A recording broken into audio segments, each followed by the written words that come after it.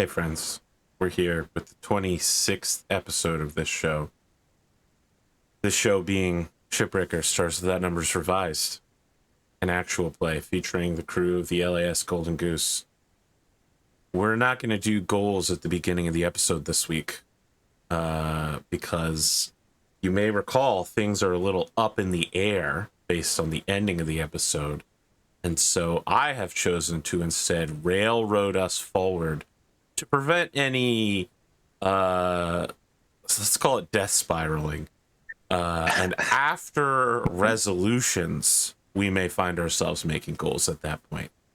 Everyone good with that? And by good with that, I'm not asking for I'm telling you.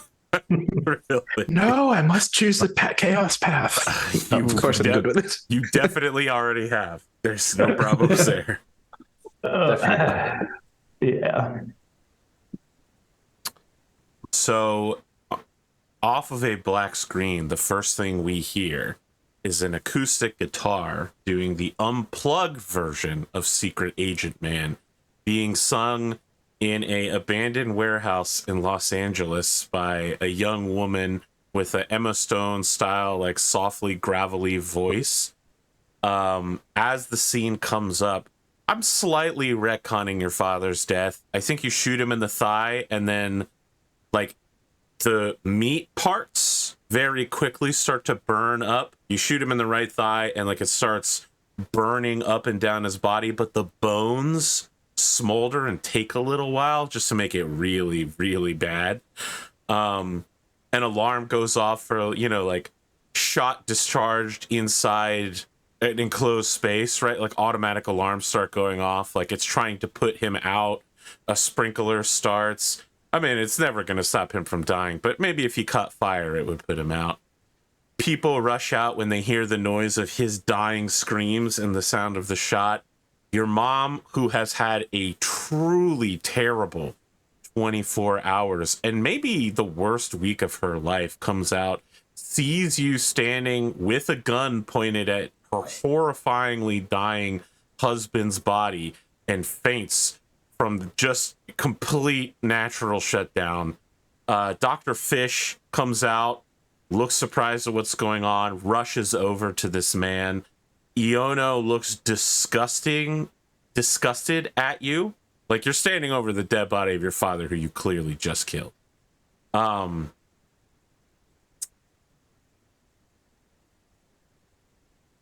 You send the video data down to the planet, to the Circle of Eight, to Sandeep, and the torpedo cruiser that's been shadowing you immediately establishes a weapons lock and calls a boarding shuttle over.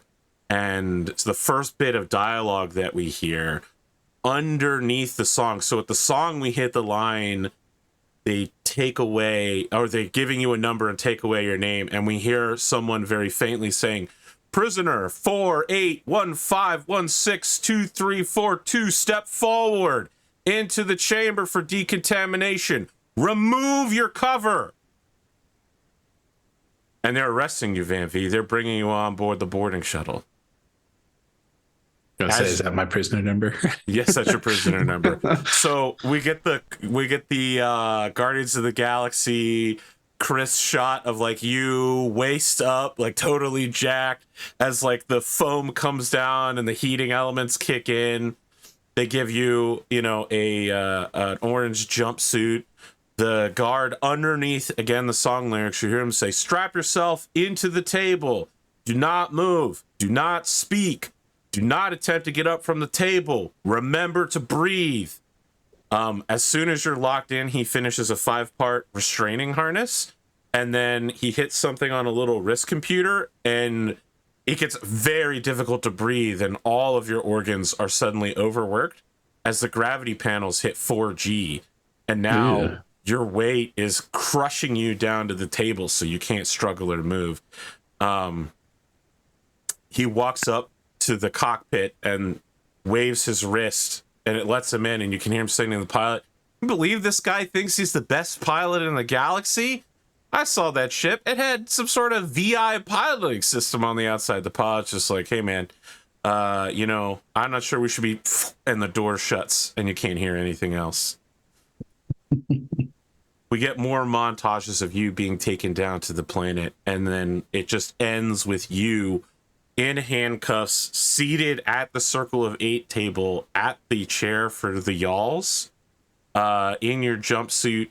You can hear Sandeep saying, all right, so we're all in agreement. We are going to redirect Task Force Yankee for... Sorry.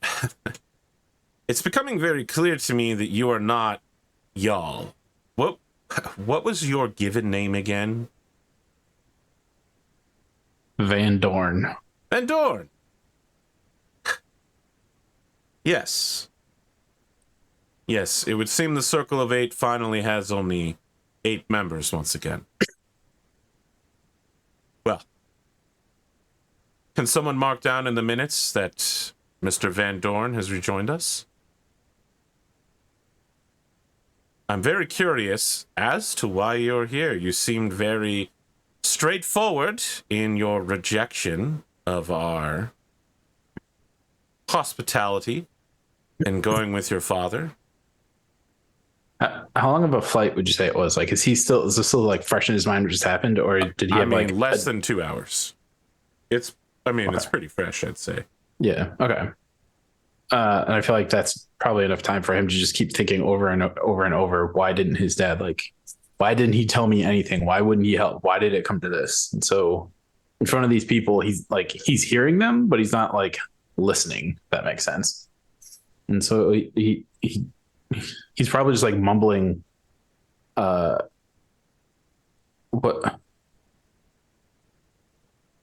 did he know that you know that he wouldn't tell me? Why did he choose death over telling me? Sandeep pours a glass of ice water, walks over and places it in front of you and says, you don't seem well, Vandorn. Do you need anything before we get started here? It's probably going to be a long discussion. I don't feel well. I just shot and killed my father because he said he was going to take out everyone else on the ship.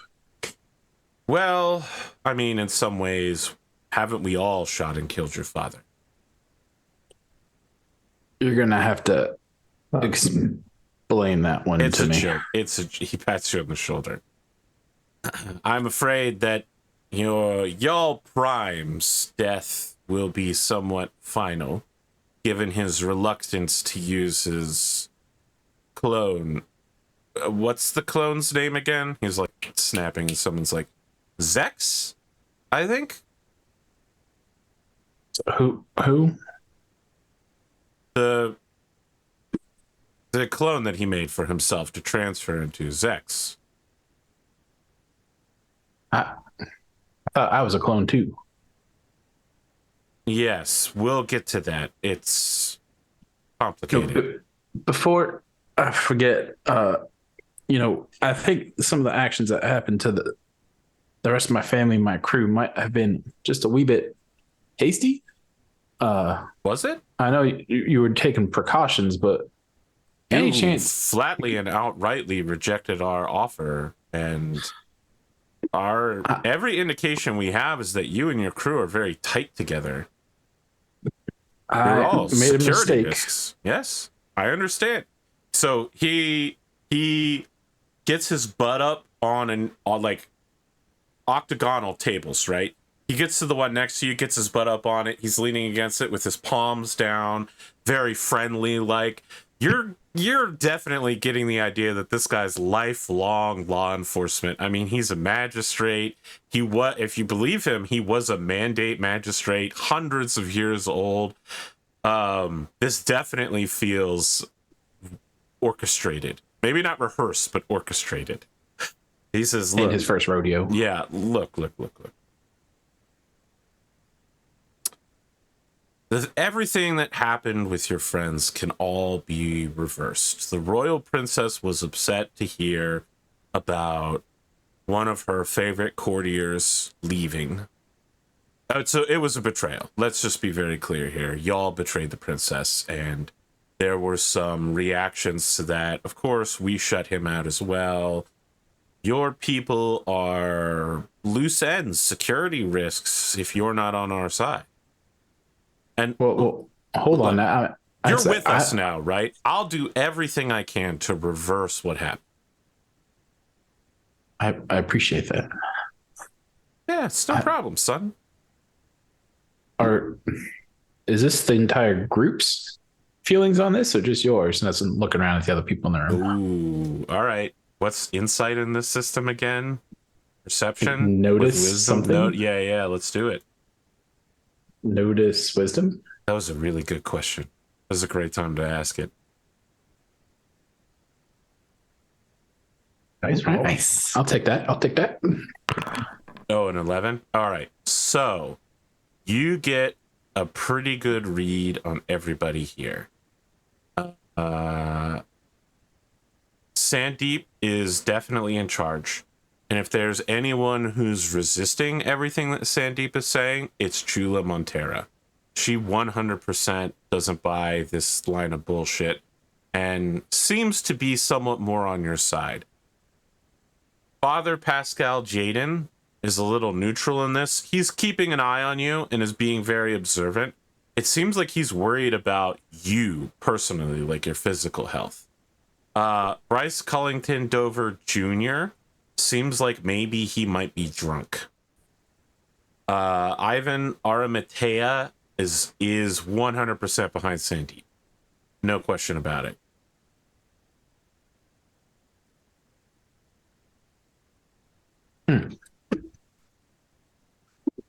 So I guess what? Oh, so Sandeep's thing is he wants something from you. He's buttering you up and maneuvering you because he wants or needs something from you. And he's going to use whatever power he can over you to get it. Trying to find the balance between rolling a good notice, but also dealing with the fact that I shot my father. It's rough. It's rough. I think he would probably pick up on the room seems divided, but doesn't. I don't know. It's too distracted by Sandeep to understand that he's working an angle, I guess. I'm telling you outright that you do notice that Sandeep. I do notice this. Yeah, absolutely. You absolutely notice that Sandeep is working an angle on you.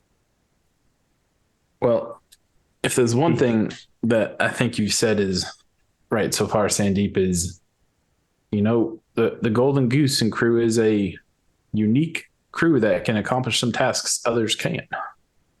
And I hope maybe you might realize forgiveness can help us both ways.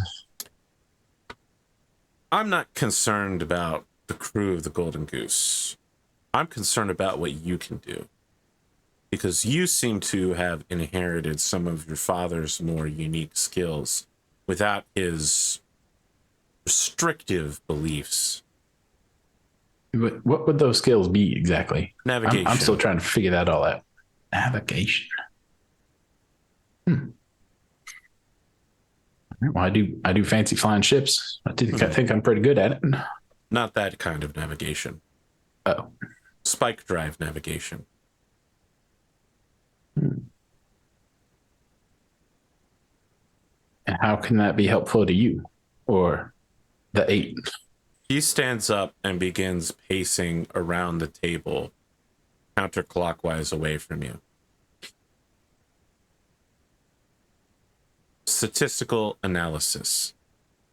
Logic would suggest that if the Y'all that we have accompanied, Y'all Prime, is capable of making the trip away from our, let's call it home planet, not technically true, but let's call it the planet of origin, perhaps.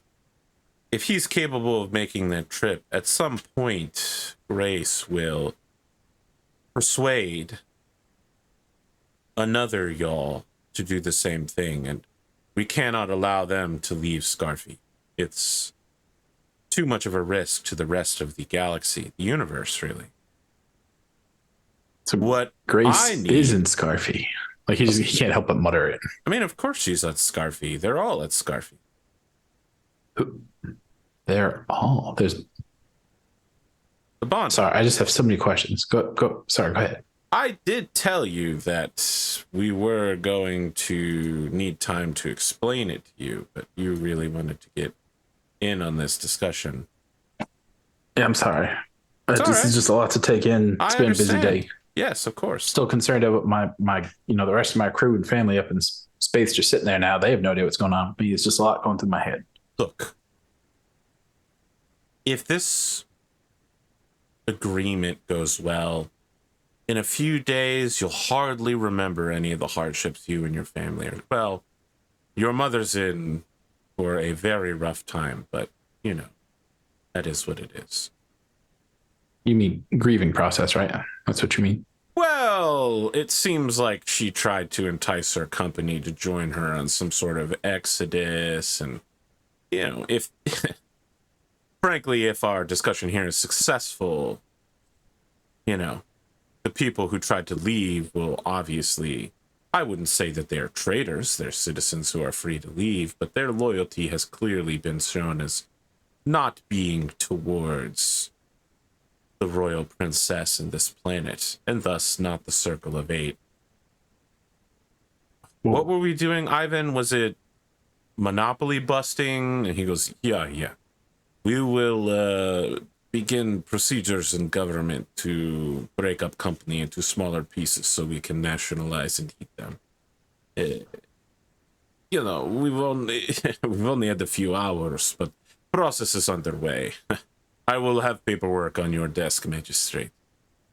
Well, so if you don't mind me saying so, sir, the reason my mom was taking the company away is when we showed up back in the system, we saw my own family ships under attack by pirates, and frankly, the Midipal government was too late.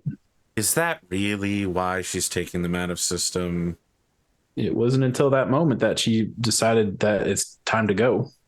He raises an eyebrow and says, or is it because of her husband and you?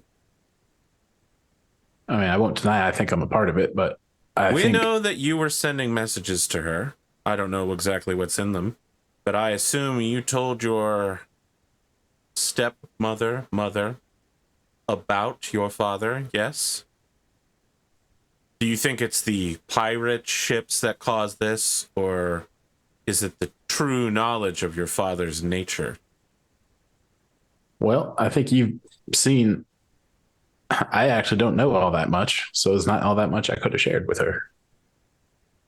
But you did tell her something about your father. I said there's something fishy going on with him. I don't understand it. I met a cousin, supposedly. Right. Y'all. Sure. The one that gave me the corresponder. Yeah. Right. The traitor. Well, I didn't know it. He just said he was a cousin. He has a mask on. I didn't know anything. We all understand that. That comment was to elucidate to everyone here that we are compromised. It's not all about you, Fred. I'm just trying to say, I honestly think that my mom was moving the company out because, there's some unknowns going on here for sure, but the pirate attack, she watched some of her yes or no, die. It's already in the works. I don't see any reason to stop it. We need her resources to accomplish Operation Kalki. She clearly can't be trusted to keep her own best interests to that of this planet. Really give me a chance to talk to her about that? He's finished walking around the circle and is now standing behind you. Puts his hands on the back of your chair and says, we have so much to talk about before you're ready to talk to her about that. And maybe there can be some leeway, some discussion. All I'm asking is for a chance.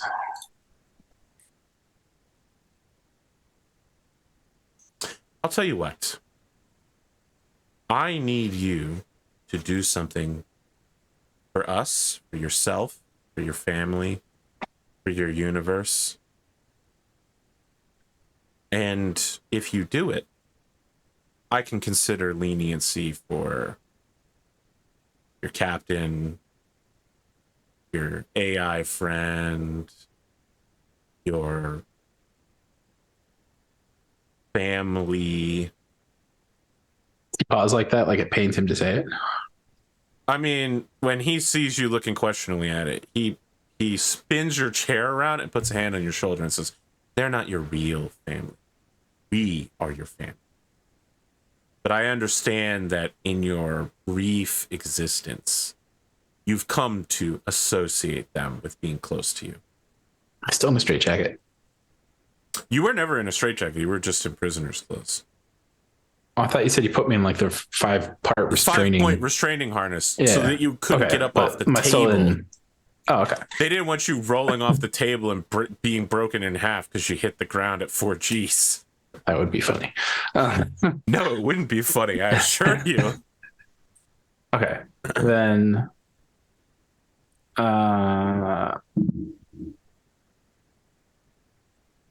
you know, I'll do this task for you, but I expect a little more than leniency on your part. You don't even know. And I don't even know what the you task is. Well, do I have much choice here? I need you to pathfind a military expedition back to Scarfy. To where? Oh, Scarfy. Yeah. Scarfy. Our planet of origin. Well, all right. I mean, I think I've got some of the resources to start that path. How much time do I have? Oh, when this discussion's over, you'll have a few months.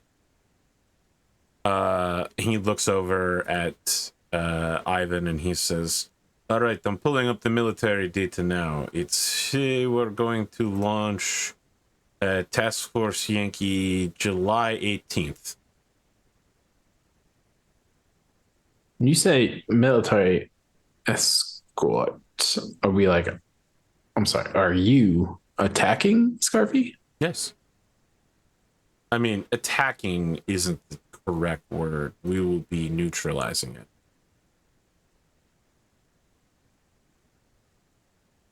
Who else is there besides Grace? The rest of the bonded. The rest of the bonded.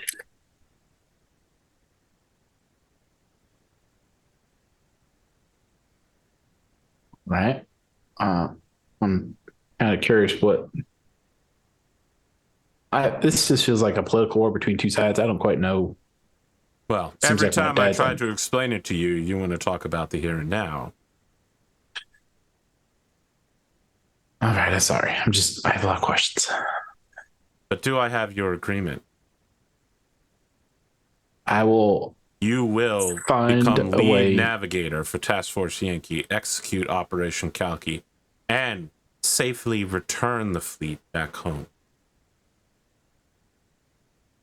Yeah, I'll do my best to get them both there, but if they don't survive the attack, I can't bring them back. But yeah. I don't anticipate a significant resistance on Scarfy. Raincoat will neutralize any threats. We're very confident in the new system. That sounds like some sort of planet attacker. You don't need to know about Raincoat. Just know that it has proven theoretically operationally successful.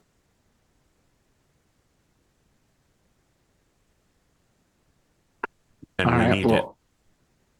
As long as my crew and my family are safe, I'm going to do what's in the best interest of them. So that sounds like this mission is what does that. What do you want for them exactly? You said you wanted more than leniency. Well, I kind of want a big undo of what happened in the past 12 hours. That's fairly difficult, but not impossible. That's also a big ask. So is yours. I mean, you kind of just admitted to me the only other person who could have done it, I just killed. And I'm willing to do this openly, without coercion of force. I'm just asking that you scratch my back too, because right now I'm in a bit of a pickle with my crew and my family. I would love for you to back this up with a talk roll, and with charisma, and because you're a diplomat, you reroll ones. So you can't even double skull yourself like in Blood Bowl. The worst you could do is both downs. Ooh, is that literally what you did? Wow. Oh my god. That's what I did last time. I thought I got it out of the way. You get to reroll that one. You get to reroll the one. Fuck. Okay, so that's +3. You get to an 3 8. more and 8. It's not great. It's a 7 or higher. Dang, this charisma score. And being a 0 all game. 7 or higher would get you over the most basic hurdle. It is not going to get you over the complete amnesty after everything that just happened. So what he says is, I'll tell you what. It seems like your crew is very dead set on that heavy cruiser, and we really need it. So we will keep up our end of the bargain while Yankee is executing its mission as part of the deception. And I think we can probably provide your mother some leniency. But I want you to convince your captain ironclad agreement. Lita and the psychics move off-world and integrate fully with our society. The Psionic Academy will become a wing of the Royal Princesses University. They will be provided with jobs. They will be provided with citizenship and identities. They will be taken care of for the rest of their lives for all time. I want 5 years service from every psychic. No questions asked. You know, Manchester Sandeep, it almost feels like you're taking advantage of a pretty shitty situation for my captain and his people. Yeah, I am. I'm not going to ask him that. I mean, that's not really offering him anything. You could always hide it behind something. That's just a straight up demand. Yes, it is a demand. What if I refuse to make that ask to him?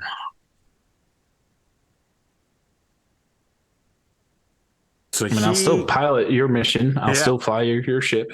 Yeah, so he says, I mean, if you're going to do it, then I don't see any reason why we should offer him any leniency at all.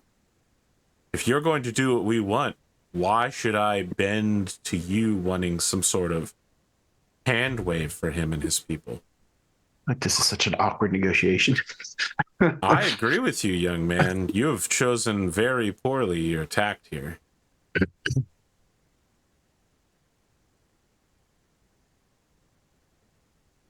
I will commit to piloting your run and nothing else at this point. Not until I talk to the rest of my crew and my family. If they're not agreeable, then you have me to pilot your mission and me alone. I'm not signing others up for my dirty work. Listen, that's a real win for me because honestly, if you're going to do whatever I want, I have no reason to offer any of them any leniency. I think you're negotiating in the wrong direction, so I'm going to let you walk that one back. Well, I assumed he's still doing the leniency of backing off the undoing.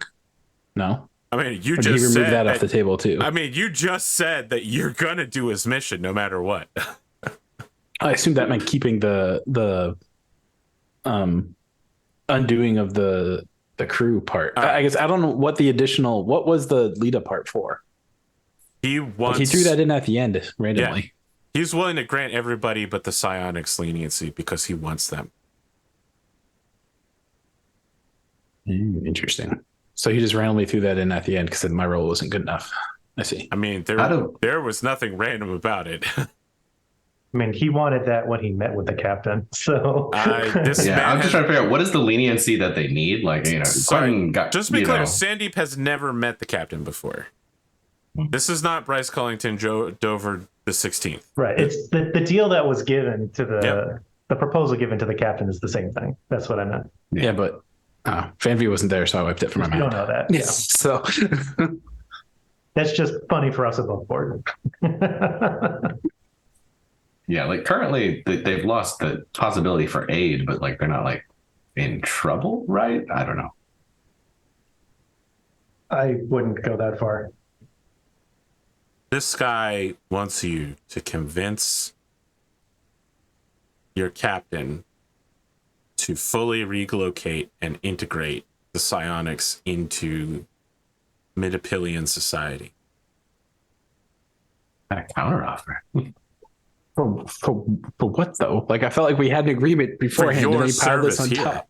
I mean, no. To be clear, there was no agreement before you rolled those dice.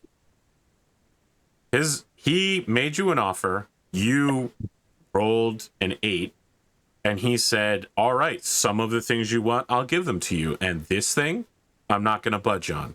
I want this really badly." I don't think I ever asked that to begin with.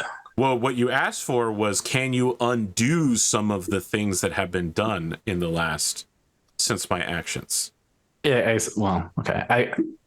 I meant that as let Quentin continue whatever conversations he was having on his own. Right. Not knowing what it was. Sure. But so this guy just threw something at me. I didn't. Yeah, your role was not fully successful. Let's be clear here. Sure. Yeah. Partial success, and the thing he's coming down on is the psychics. He wants your help to get the psychics on board. All right. I can't commit to doing something for people I'm not a member of. So that I'll leave that up to my captain. But heading what he says, we may or may not have a deal. And honestly, if we don't have a deal, I don't know where we go from here. Sounds like I'm your only pilot. And this, sounds like you've got all the details worked out with Ivan over here. Ivan smiles at you. What's going on, Ivan? Feel like you and Minerva would get along. It's a big day. If you are piloting, we can finally eliminate Witch. No, I know you meant that in the nicest way, but that is still my mom. She is not your mother. You contain no genetic code from Grace. Yeah, you and Minerva would get along just fine. Listen, Sandy, look, I appreciate that this is a very complicated situation, young man. And I feel for you. You are one of us. You were born on Scarfy with the rest of us. You were taken away at a very young age, and it's clear that your father has failed to inform you of the truths of your existence, of us. And we are trying to protect ourselves from the very real threat of the person you call your mother. I assume your father told you that she's your mother, but you have no genetic relation to her. It's probably just an easier explanation for a 4-year-old child. At this point, all I know is she was an actress. That's all I got. I think a lot of the people in this room react to that comment. Some of them laugh. Some of them look sour. Pascal Jaden looks afraid. Seems everyone is in on the joke and knows more about the situation than me again. I'm not sure I like the way I'm being treated here, that everyone has all these secrets. So why don't I just go back to my ship, discuss with my team, because I'm not making the decision on my own here, unless you're willing to drop the whole psychic thing, because that just seems unfair. And honestly, I don't think it seems like the right thing to do. Look, why go anywhere until you learn about who you are? I want to talk to you about where you're from and why everything we're doing is so important. I can see that you are willing to get on board with our mission because it means that your friends will be safe. But you should be on board with our mission because it means you will be safe and because it's the right thing to do. Your father was, and I know that he just recently passed, and we've known him for a very long time. He is a manipulative coward. And and by the way, he was mentally ill. Can I glance at Chula to see what I knew you were going to go to Chula. She leans forward sadly and says, a few years ago, probably 15 or 16 years ago, your father created a clone of himself as a backup in case he needed to bond again. And he had already given you some of his dust. You know what dust is? that much I figured out a little bit, yeah. When Sybil created the bonding process, she determined a safe amount of dust and kind of just doubled it just to be, engineered correctly. He gave you half of his dust, and he gave this new body half of his remaining dust. And he started coming to the meetings here very erratic. He said he could hear voices in his head, that his body had developed its own sentience, that he had to negotiate and talk to it, all kinds of things that Sybil said would not happen. He just, he got dust lightheadedness, is what the rest of us called it. But it's pretty clear that with less and less of him in his head, he started becoming ill.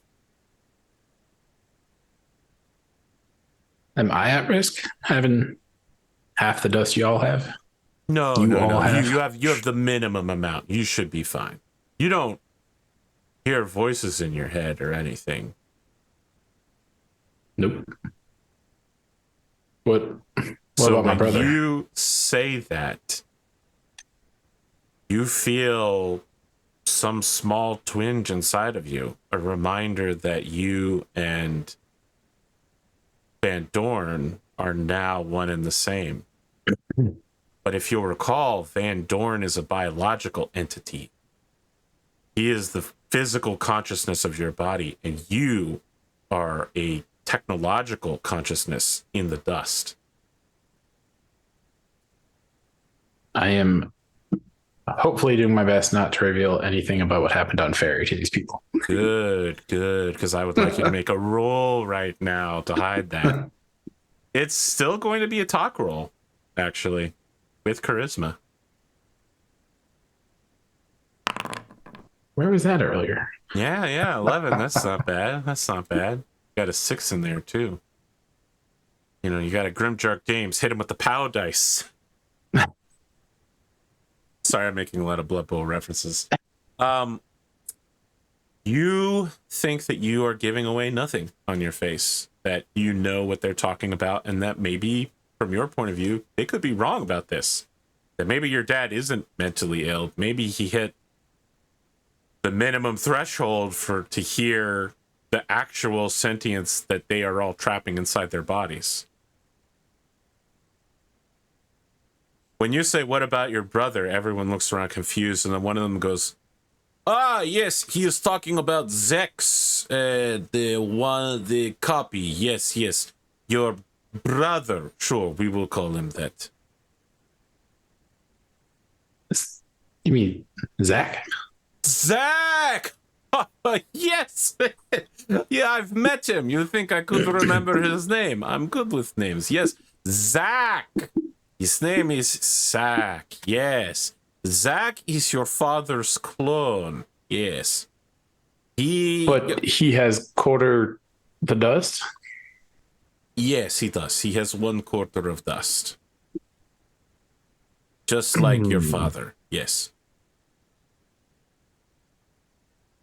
Ivan, you gotta work on your delivery, man. It feels like you just told me really bad news, but you were smiling. Oh, I mean, look. You did shoot your father and melt his body, so dust is probably irrecoverable. But hey, great news. If you take us to Scarfy, we can just do a little atmospheric dip before we activate Raincoat, pick up some more particles. Your brother is fine. And the rest of us, we can all make backups too. I would like you to make a notice check.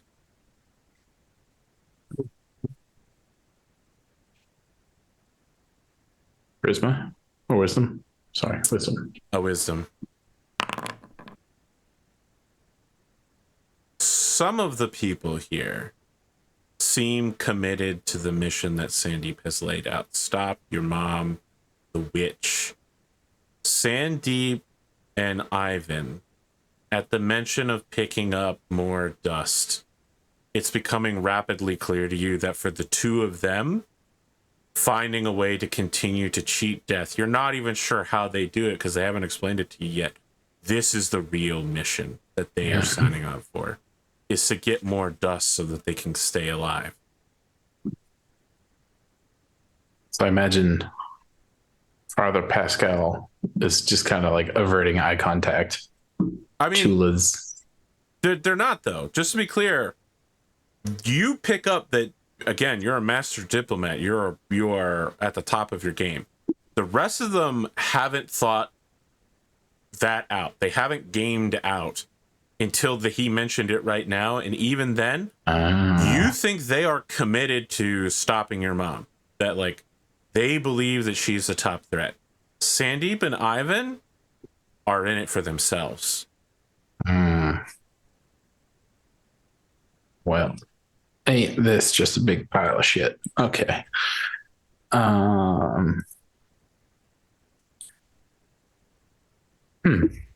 Well, if it helps Zach, I suppose. Oh, Zach is he's literally just another y'all. Yes. It's gonna take me a minute to wrap my head around that one. Just like you. But am I an actual clone though? Like you said, Zach is a clone. Am I a clone too? I think maybe now it's time to talk about the history of Scarf. Yes? I'm imagining him being sent a novel. I mean, they're going to tell it to you verbally rather than send you a novel. Jesus. I was imagining the projector screen being pulled down. You know, like in Tarzan when I get the little one that spins with pictures. Oh, yeah. Yeah, they pull down the white curtain and they wheel in the Elmo cart. There you go. They hand me the kindergarten Link toy and say it's all on here. As he's getting ready to tell you, he raises a finger, opens his mouth, and we cut back to Quentin, Minerva, and the rest of the crew the moment you left the ship.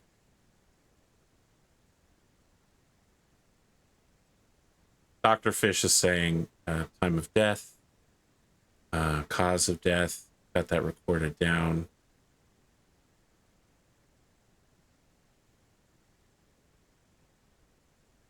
Captain? Sorry. The moment we left the ship. What are the circumstances of us leaving the ship? What do you mean by leaving the ship? No, Van-Vee left the ship, he said. Oh, okay. Yes. Sorry. Yeah. I misheard. I was like, we're being okay. All right. Sorry, Dr. Fish. What was that? What are we going to do about Vandorn?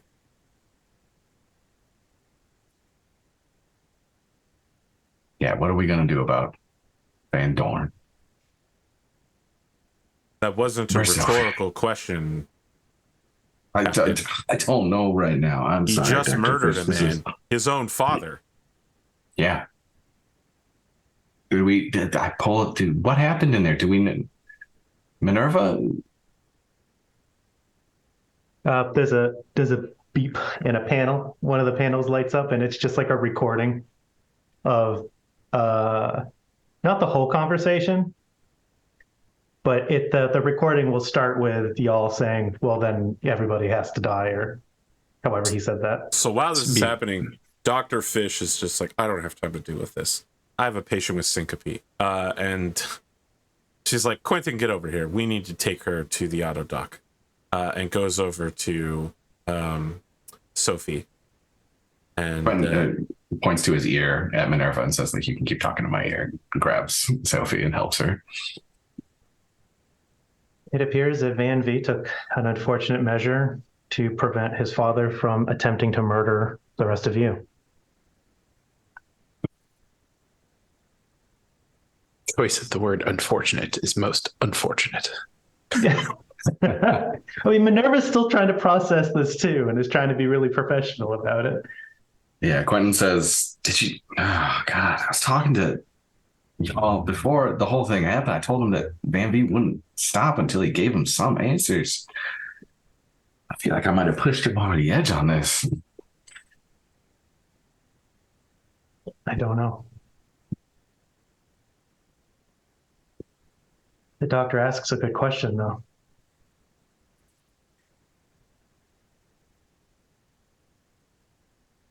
How's Sophie? She okay? she's fine. She's under a lot of system stress. It's probably been a very difficult day. For damn everybody here. I mean, it looks like this was self-defense. You know, I don't know what the hell happened on that planet. Still haven't gotten real answers there. But whoever the hell y'all was involved in, they're clearly who's in charge. We were in the office of the prime minister and yanked out, we kicked off world out of the blue. So, yeah, and they just came and took Van-Vee back. I don't know what happens next. That's where I'm at. I feel like they tell us. It appears that his father was of a planetary priority of some kind. Yeah. I don't understand why, but that appears to be the case. I don't know if there's any way that you could reach out to the government. Me? You are his captain. Sure. Oh, yeah. I mean, they kicked us off world, but I will happily send a message, in an ambassadorial capacity and a captain capacity. See what the next steps are. Is that cruiser still pacing us? Mm-hmm. Yes. Well, did they give us any next steps? I would say that given that Van-Vee is not a citizen of Lita, I don't think your ambassadorial position is going to be relevant. Not to anything regarding his custody, but at the very least, knowing what the hell we're supposed to do. That was the thought anyway. I hear you. We're dead in the water here right now. I really don't know what the heck we're supposed to do next. We can't go anywhere until we find out what's going on with Van-Vee. The chances of doing anything other than merely speaking from the ship, I mean, we could try other actions. I don't know any other action would present grave danger.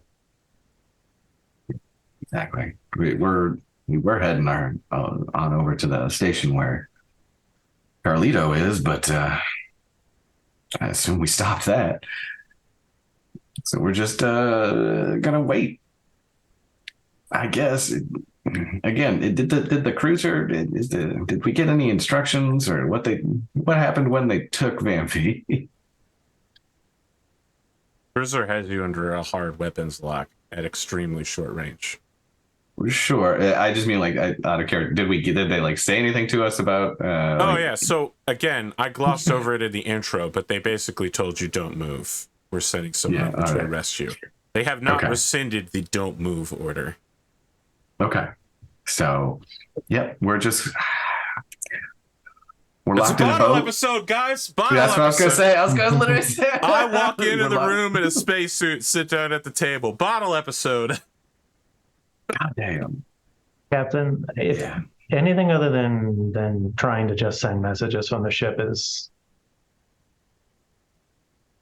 I am a warship, but this is not a warship. Nah. Well, then I think messages are probably all we got, and then maybe circling up and talking to each other because a huge mess just got dumped on every single person on this ship. So first off, let me go. So when you say first off, Dr. Fish says, you know what? First off, everybody get out of the med bay. This woman clearly needs some fluids and some rest. And she doesn't need us gawing in her ear. Right away, man. Just give me a heads up when she wakes up. And Quentin will skedaddle out of there and find a quick terminal where he will write up a message to Carlitos and Estra explaining some ridiculous timeline of their story and time in the system so far, and tell him that he still plans to have a conversation with him at his earliest opportunity, but is currently indisposed. Currently staring at the face of a number of anti-capital ship torpedoes. So as you left the med bay, Minerva, you hear Dr. Fish muttering to herself, who is the captain talking to? Thought we did the VI conversation with her, but maybe we did not. You were very conversational with something that's supposed to be like a basic pre. No, accurate. That's not wrong. Mm-hmm. Getting bad at this. Quentin's getting too used to it. You get a reply about 40 minutes later from Carlitos Sinistra. It is a video of him. He does a bump of Nova Coke off of the back of his hand and goes, "Hey, my main ambassador, I'm so glad to see that you are in system. Look, if you gotta take some time to get here, it's all right, my main man. I really appreciate everything you and your crew have done for me lately. If you need a few days to pull yourself together, the berth is still waiting for you. Security will escort you to me down on the red carpet." Everything we've done for him lately.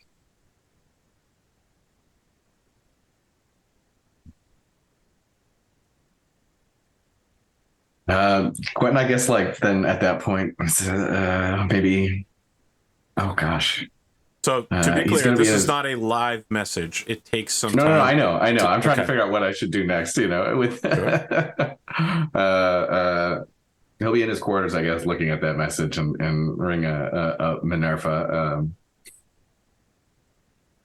And I guess we have to have a ship-wide meeting or talk to folks and just sort of see. The only other person I have to talk to is Iono. I'll just go talk to Iono. For you, Minerva, what you have been seeing this whole time is Iono turning off the emergency fire suppression system and then sweeping up the remains of Dr. Yahl and evacuating him from the ship. What would we do without her? Like all the most basic stuff, like turning off an alarm.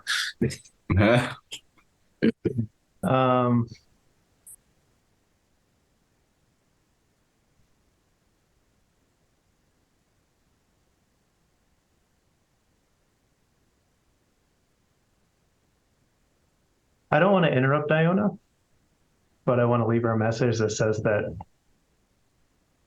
I would like to talk to her about my potential future. Okay.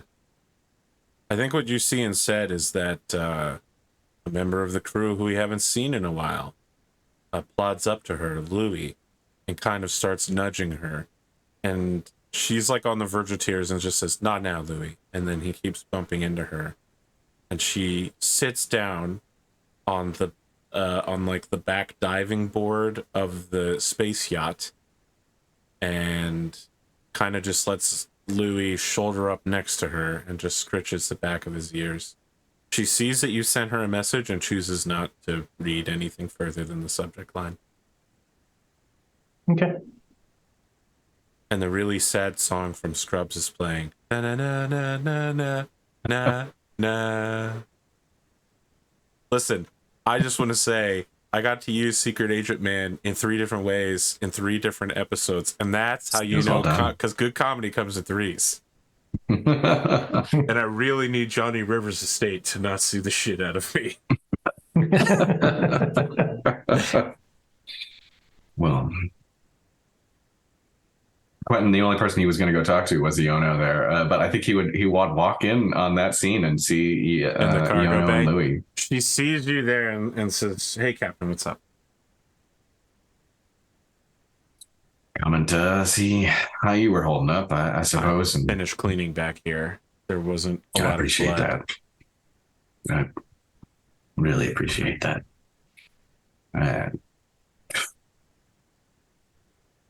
How long has it been? It's been what, 24 hours? I don't even know.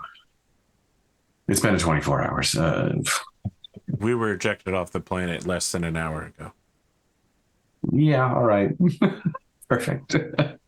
Feels like 24 hours. Don't. I'm losing it. I'm losing it a little bit. We landed on I the don't know where we planet go from here. about an hour and a half ago. That's all it's been. It's been a long road. Yeah. I'm so sorry. So sorry about you not getting to celebrate your accomplishment even in the slightest. So she looks Somewhat. up at you with haunted eyes while you start going into this and says, "We just watched him. I knew that he killed people, but he just killed his own father. What are we going to do?" I just watched a recording where his father told him that he was going to kill all of us. Van-Vee's response was to be willing to do that in return. So right now, I am both incredibly upset and confused with Van-Vee, but I also know that I currently owe him my life in some fashion, a couple times over, but in this particular case as well. I don't know how the hell we got there. I don't know how it happened, how that was the only choice that y'all felt he could make.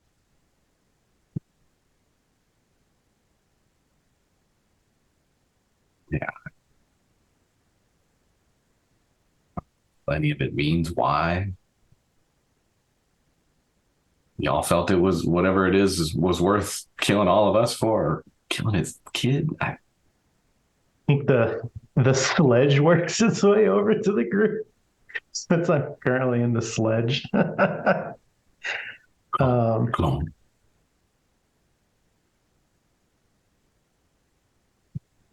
I understand that it was a difficult decision for him, but I do wish that he had tried to find an alternative. So do I. I'm lost. I'm so tired of people dying right now. I mean, I can understand that he may have had good intentions, but that was murder. That wasn't self-defense. Not really. Can I see it? You wish to see the footage? Yeah, show the footage. I feel like as the footage plays in the background, we hit almost exactly 1 hour of Game Time, and we'll be back for the second half in about 5 minutes, as we will return learning secrets of Van-Vee's real past.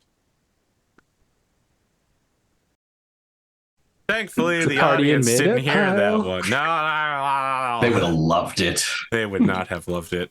I say this as a Miley Cyrus fan. Or a Hannah Montana fan. Oh, we just went back. Let's do goals. You would really think that's something we would have talked about in the 5 minutes I was away. Yeah. Well, bio break. And listen, if you don't have goals for this episode, we can skip it. Miss Quentin's goal would be to talk to Iono about shadows at some point, maybe. Talk if to there's time. Iono about shadows. Dude, there's only like 45 minutes left. How are you going to do that? I was actually It's not going to happen this episode, but I was wondering if you guys were interested in doing an extended episode. Sometimes we stick around and talk for like a half hour, 45 minutes. I was thinking, what if instead of doing that, we just did more episode? I was already going to be here then anyways. Yeah, as much as I love our chats about how I keep derailing everything every time. Hey, listen, you're about to re-rail everything. I just have to believe in, what was it? The heart of the dice? I don't know. Like the thing I that comes to mind for a goal is something I know I won't be able to do the session. Sure. As long as you attempt to do it, though.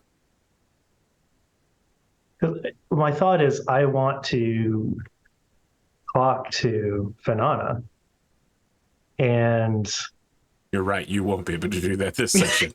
Right? You need a more achievable goal. Yeah. Ooh, can we try to find a last known location of Fairy or something like? Sure. You're in the exact wrong place to do that. The one system Fanana is more or less hostile with. I feel like we're always trying to find out information. It'd be a few days of lag, but that's the life of no faster than light communication. That's the dream. I'm also trying to keep in mind that we have no idea that Van-Vee is doing any negotiating of any kind. Correct. Right, exactly. I mean, for all we know, he was just taken off the ship to be quietly shot in the back. Like, we don't know. Shot in the back, beaten up in a dungeon. I'm going to try to locate the Fanana escort fleet here. That's a great goal. Van-Vee, what's your goal? I would like to try to split the room of the Circle of 8, but in an outspoken way. Like I can read their reactions. I know they're split already, but I want them to like have an open discussion on what the right thing to do going forward is. Like get them against each other. That's very interesting. I don't think it's possible for you to accomplish that, and you'll learn why shortly. Oh, I just attempting it will get you XP though, and that is certainly possible. I would never want to dissuade you from attempting this. It's yeah, such but I don't want goal. an easy XP either. I want. Well, I usually want something that a dice roll. I'll tell you what, your character doesn't know that you know that this will be difficult because you haven't got all that backstory download that I'm about to drop on you. Crew they goal. all share Sybil, and Sybil says no. Crew goal. I don't know about keeping trying to keep Carlito as an ally. No. Crew goal for this one. MINERVA wants to figure out the status of Van-Vee if we're getting him and get the fuck out of Midapile. Just get out of this whole system. So I don't know about that. Yeah. You can't turn on Carlito now. You just sent him a message saying we're really sorry we missed you. We will be there shortly. Yeah, we're going there next. Okay. That if you do that, get Carlito as an ally is still on the table is a very viable, super easy goal. Well, I did send him a message this episode, so technically we worked towards that goal. You know what? I'll give you that retroactive XP Ooh, point. hell Sure. yeah. The pity point. We're gonna need it.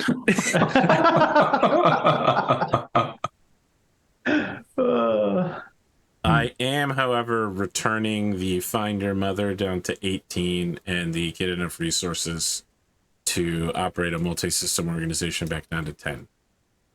That's interesting. What changed that made it go back from 18 to 30? You agreed to do the the train job. that you're on right now. Yeah. If the planet blows up, though, do I really find her?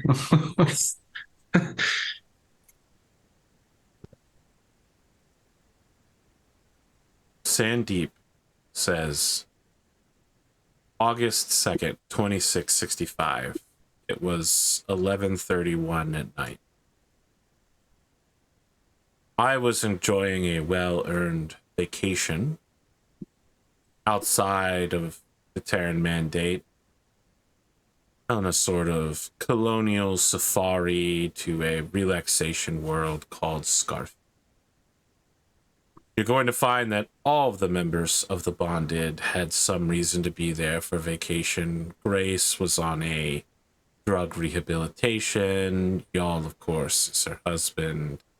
Sybil was laying low in between her little hacktivist sessions, etc., etc. Ivan, of course, lived there. Ivan's just like, it's good planet. Or it was. So the Scream. Psionics, not that many on Scarfy, but it doesn't take many to completely destroy an entire system. And then there's a problem with ships. Within a few days, it became clear that ships were leaving, but no new ships were arriving. And all of us were staying at the same hotel. Ivan was present for a civil engineering conference, and the rest of us were staying there for various reasons. I suppose we can't forget Mr. Dover. And Dover kind of looks around and he's like, yes, what? It was your hotel. You know, yeah, of course. Before we moved down to the fire caverns, yeah. It's my hotel. So, Grace had organized a sort of social group of survivors and supplies and began coming up with a plan to survive the apocalypse, the end of the world. And there were a lot of ideas being thrown around. It was a very aging 30 years. It was a long, long time. And then Sybil came forward with the dust. She was a hacktivist who had found out about the dust. She was attempting to reprogram it. Grace, y'all had tried using some really questionable medical science to clone people, but if you take your biological memories and put them in a young body of yourself, we turned out most of them became deeply mentally ill.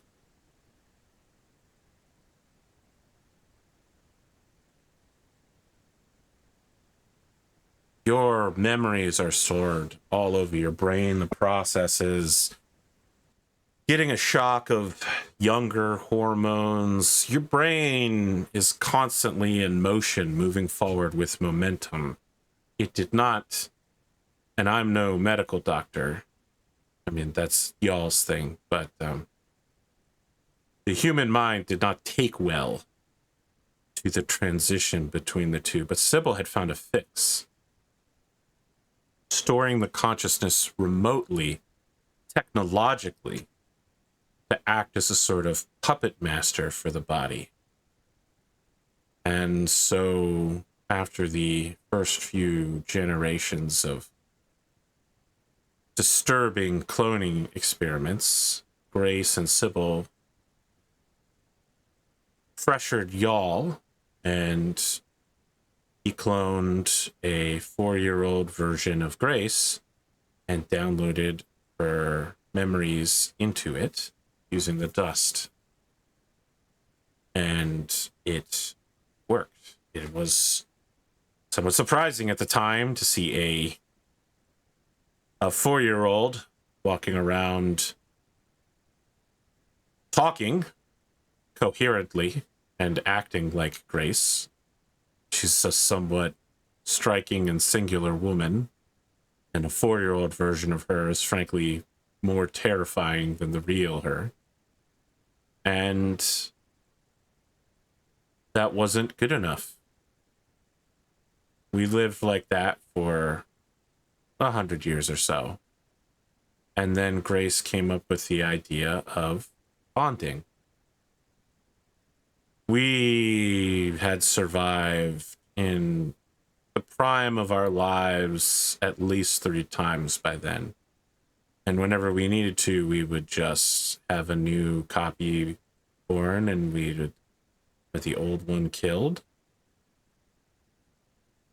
And we would move the dust over. And then the bonding began, which is where we uploaded our memories of being in a particular body and let someone else's consciousness take over.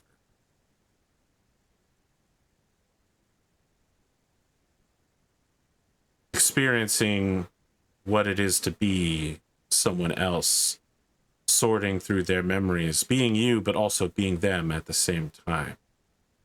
Some of us, notably Y'all, only maintained a prime line, just him. He only ever was just him.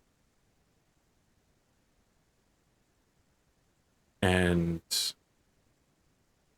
the rest of us were someone else. And you learn to look at life differently, from different perspectives. But we weren't paying enough attention to Grace.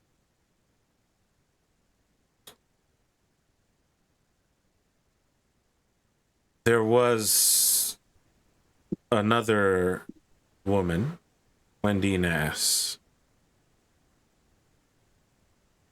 She, I think she's what you would call conventionally attractive to men and women. And we heard that there were some malfunctions with the cloning process, and some of her data was lost. And at some point, the decades went by and there were no new Wendys. And then anyone who had ever, any line which had ever been Wendy, problems showed up there as well. And that's when Y'all figured out that Grace was killing anyone who she saw as a threat.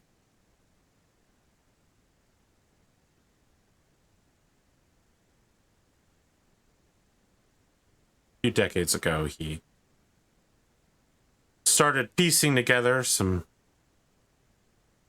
scraps and junk in his spare time, and he created a clone of himself, and he didn't download any dust into it. Just let it grow. And he wanted so badly to protect it that that little scrap project became a priority.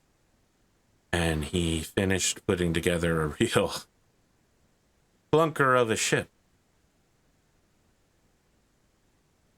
Everyone here found out what he was doing, and we got on board with it. We got on board the ship and we left Scarfy.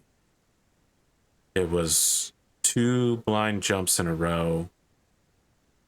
Low air, low water. Only 6 people were supposed to be on board, but there were actually, as you know, 8. Y'all was injured on the way out of the planet. And then he had to, none of us could pilot, so he had to take navigational drugs, keep himself awake for the first 6 days. And then after resting, he made another jump. And then we learned that the rest of the galaxy wasn't quite as dead as we thought it was. We didn't end up over Kalanam or in or Palamedes looking at beautiful empty worlds ready to be reclaimed and salvaged, but full-fledged fleets of humans wandering around in a giant space station. And we disappeared. We integrated into society for a time. And your father, y'all, he has a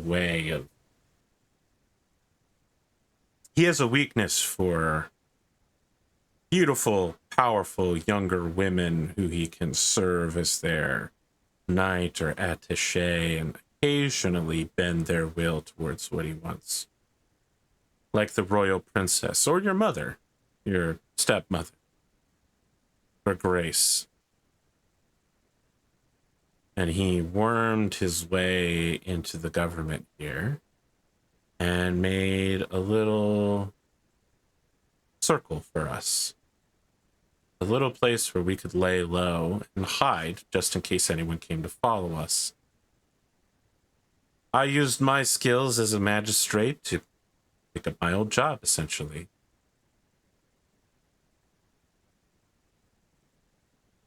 I know it's a lot. Do you have any questions about anything you've heard so far? I guess out of character, how long ago was this? 2665. It's currently 3200.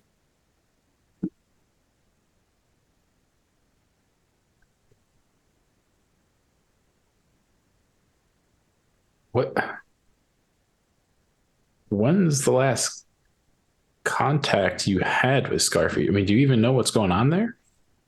The last contact we had with Scarfy was the day you turned 4 years old. Grace found out about you and was demanding that y'all's memories be uploaded into you. And so your dad decided to leave before we were... Well, I suppose we were ready, since we did in fact make it out, but we were hoping to get some more preparation done. It was an unpleasant and harrowing experience.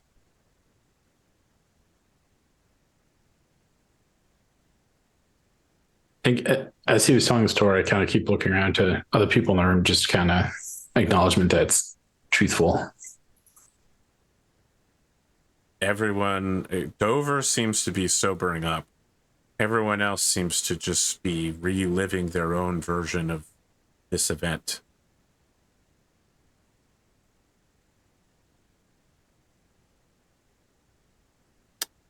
You see Pascal in a corner making the sign of the cross and saying,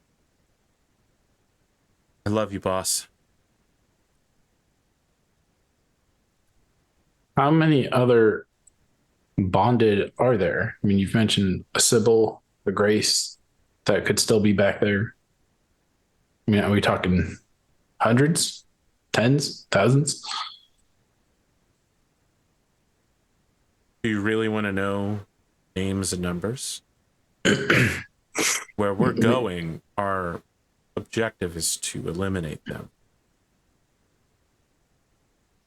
We can't know what Grace will do if she gets off world. She is... Your father, I think we can all agree was very driven at staying alive. You would agree with this, yes? Yeah. Enough that he was willing to kill me and himself to do it.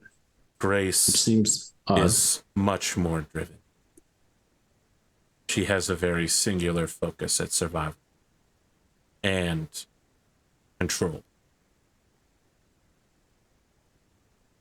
And she can be very convincing. It's hard to explain unless you've experienced it.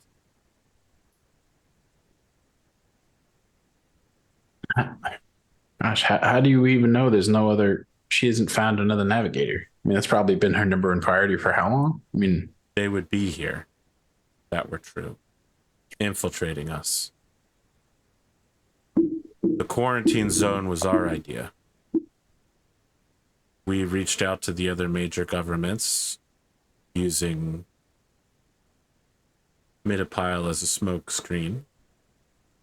And we made sure that anyone carrying dust would be identified and destroyed immediately.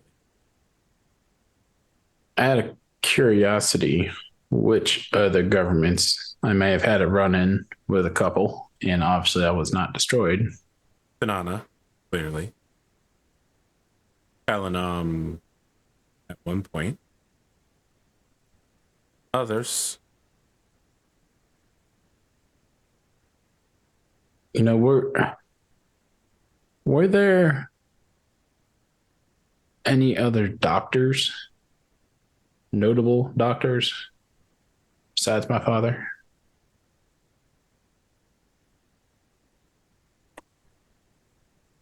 I wouldn't call Hal the doctor. He was a survivalist influencer, but he knew some first aid. Jobu taught high school chemistry. I guess the sign of the dust is the link, right? So I guess I'm trying to figure out, in theory, the people in this room. The link and the dust are two separate things. They are. But you are right. All of us have links. We are mandate era clones. I understand that the people of this technologically degraded society don't have links inserted, but when we're cloned, we have them. Would you think you should know everyone who has a link then? Are you aware of them, I should say? Are you asking if I can somehow tell if someone has a link? No, just run into a few other people, and one of them gave me this, and I'll pull out the kindergarten tool thing. All right. I think Chula smiles a little bit and says, well, that takes me back. I'm just trying to figure out. The link isn't exclusive to the bonded. All right. It's a mandate thing. The Terran mandate. The government. Yeah. Okay. All right. This is a lot to take in, but strangely, it makes sense. And honestly, I thought hearing about my mom would make me feel better, make me realize who I am. But I really want to reiterate that biologically, familially, you have no relationship to Grace Vantis except that she was married to your clone. She's not your mother, and in fact, in a way, you could say that she tried to kill you as a child. Yeah, I guess you could say that in the same way that you could say you guys are taking over all your bonded clone bodies too. What do you mean? Well, you said the whole bonding process, right? And you're putting your memories inside and taking over something else. At 4 years old, before a full consciousness is formed. We try to do it in a way that will cause the least amount of harm and transition without actually killing something. Have you ever Just curious, done any analysis to ensure that it's not still forming in the background and it's not just, lights are off but nobody's home situation? Everyone looks around at each other uncomfortably, and Pascal clears his throat and says, Brace assured us that that wasn't the case, and y'all agreed. And that's who you're trusting right now? I mean, after everything you just told me, that's what you're going to stand on right now? I'm just asking the question, but I mean... You can tell that this is something that they've never gone back to question once they left home. You have just dropped a truth bomb on them that's leaving them reeling. Can you confirm that this is the case, Mr. Vantis? If I can confirm this, what does that do for me? If I can 100% confirm this, I don't know that it does do anything for you. Should it do something for you?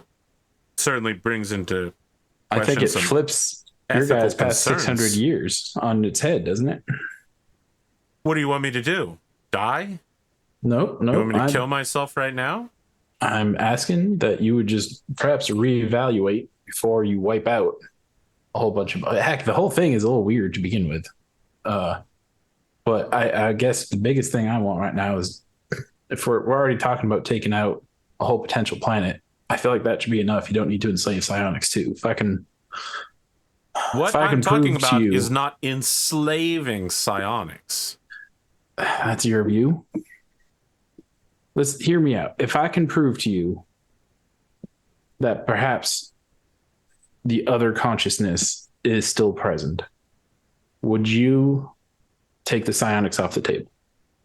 No. And I look at Chula, and then I look at Father Pascal. Ah, here it goes. Now you're trying to divide the room. All right, you motherfucker, make your roll. Make your talk charisma roll. Wish I put a point in charisma, or slash just rolled better when I made the character. Yeah, all you gotta do is roll better. All right, a 13 certainly is rolling better. Damn. Pascal loosens his collar a little bit and says, actually, I kind of agree with him. This does seem a little harsh, the way we're bargaining. They're just as human as any of us. I think it's hard to say that God would not ask us to welcome them with open arms in their time of trials. And Chula looks up from where she's knitting the next sock and says, you already know my feelings. We should absolutely be attempting to aid them. You want to indebt them with steel, but we can simply indebt them with gratitude instead. Willing service, I think, is more important than obedience. There we go. Choice. That's what I'm talking about. So you can see that the room is now divided, where once there were individuals, 6 people in this room, all in agreement. Now factions are forming, and people who've known each other for almost 600 years are unloading 600 years worth of dirty laundry on each other, guilt tripping each other. The discussion has clearly no longer including you as the fighting starts among them. I'm just looking at Bryce though, waiting for him to speak up as he sobered up in this reliving conversation. He looks at you, looking at him, and he says, is there something that you would like from me, young Van-Vee? People are yelling at each other over top of the both of you while this is happening. Well, I'm just trying to understand where everyone's thoughts are in this room, and I feel like I got a pretty good read on everyone except for yourself.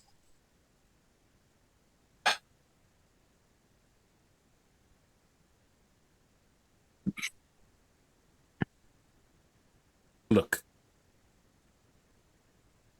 I was born here in Midipile a long time ago.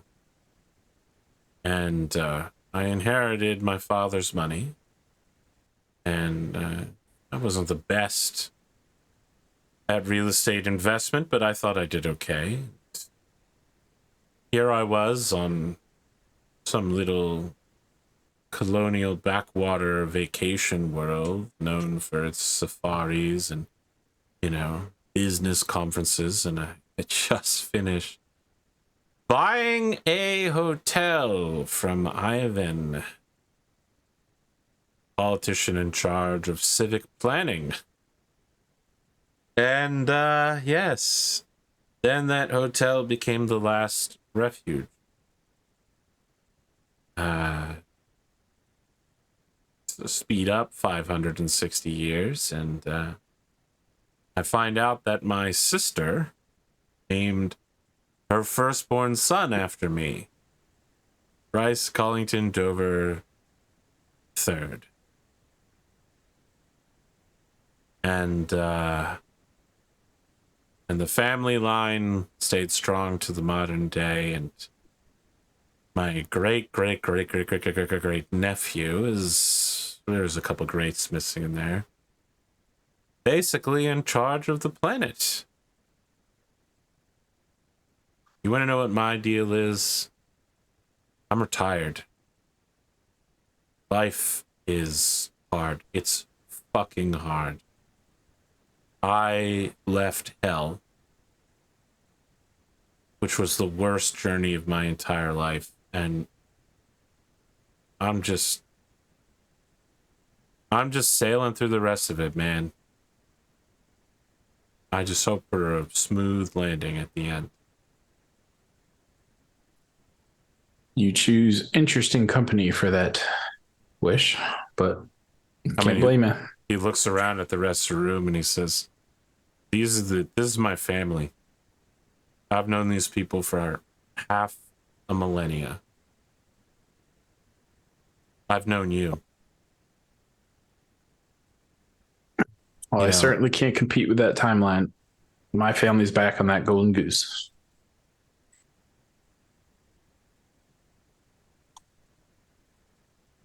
What do you want from me, man?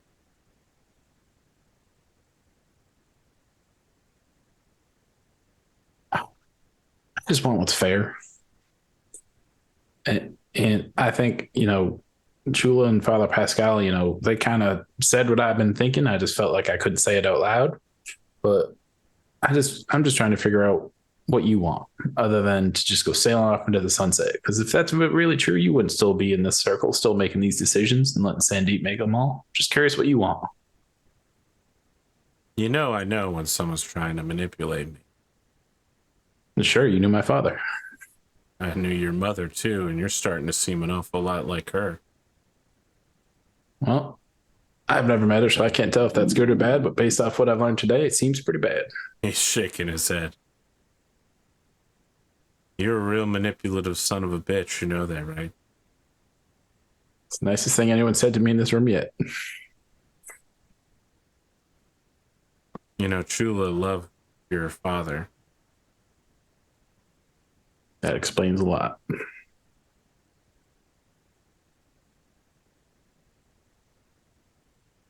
I gotta ask you though, this getting more dust thing, could that help Zach? Could that help my brother? Yeah. Does he need help? Is he ill?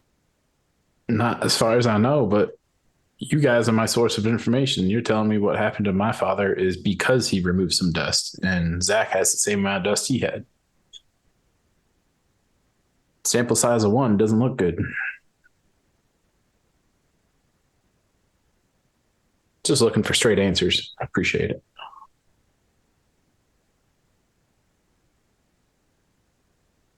And I think I'd sit back down in the chair and just listen to the chaos and see what they result in, because I don't think there's anything more I can add.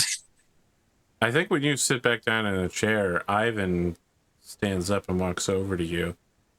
And he says, all right, I think it's time for you to go home. You go back to Goose? Yeah. Well, willingly? Then what's the deal with the Goose? Can it come back to planet? Does it have to leave? Like, where are we at? Look, You're going to be back here by July 18th for Task Force Yankee and Operation Kalki, right? It's the agreement we have, but I would like to know. I want to confirm that psychic's off the table. He looks around. He says, I think it's going to take a little while. Can we have that discussion down the road? Does it need to be right now? I'm just going to go ahead and assume it's off the table. Thanks, Evan. Then I'll leave. You walk back out of the halls of justice here and catch a little prisoner transport taxi. I think when the door shuts behind him from leaving out the room, he just like slumps to the floor and is just like, what just happened? And he's just trying to piece it all together. So just to remind you, there are 2 guards of the Circle of 8 on either side of the door, and they don't react to you at all. They Buckingham Palace you. That's fine. I'm probably not paying them any money as I'm just trying to like, I just wrap my head around everything that just happened, like what this day has brought. And then I'll, take a minute, compose myself, get up and walk back out to the transport. They give you your clothes back and you reunite with the rest of the crew about an hour later. Just glad Minerva can't actually punch me when I walk in the door. I don't. She can hit you with the sledge. Yeah. I'm a giant robotic gorilla. It'll hurt way worse now. My physical stats are slightly different than they were in the sense. Yeah. When they get word that the transport's arriving, Quentin would send that to everybody on the ship, and I'm curious who all shows up to greet him. They didn't say anything about me not sharing any information, right? Like it might have been implied, but no one explicitly said anything. But at the very least, you have Quentin and Louis waiting for you when the airlock opens. Captain, I feel like I owe you quite the explanation, sir. Don't know that there's a whole lot of reasons that are going to be enough, but explanations would be delightful. Out of curiosity, are we still target locked? Or has things hopefully eased up a little? I'm hoping As it eased up a little. Prison transport undocks from the ship, the torpedo cruiser leaves you alone, with no further instructions but no targeting lock, and moves away. Thank you, Jesus, or whoever, some god. Goodness, sir.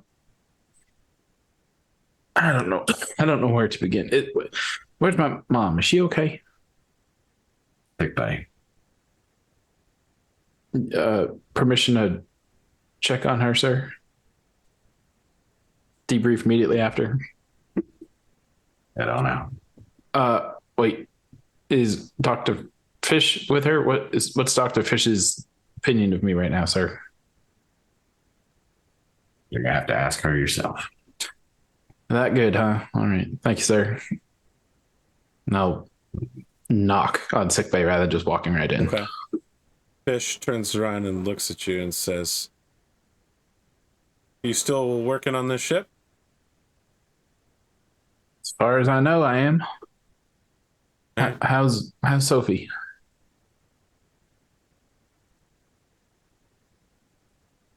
I have doctor-patient confidentiality. She, as a member of the crew, she's stable. Thank you. She pushes past you into the hallway. Okay. All right. Let's go sit next to Sophie for a minute. Just even though she's not conscious, just mumble, like organizing thoughts of everything that just happened today. Even if she can't hear. Several minutes later, Dr. Fish comes in with a letter of resignation. Don't do this. He's serving on this crew. I'm not. Next time we make port of call, I will leave the ship and get transport back to Lita. They need me more than you do.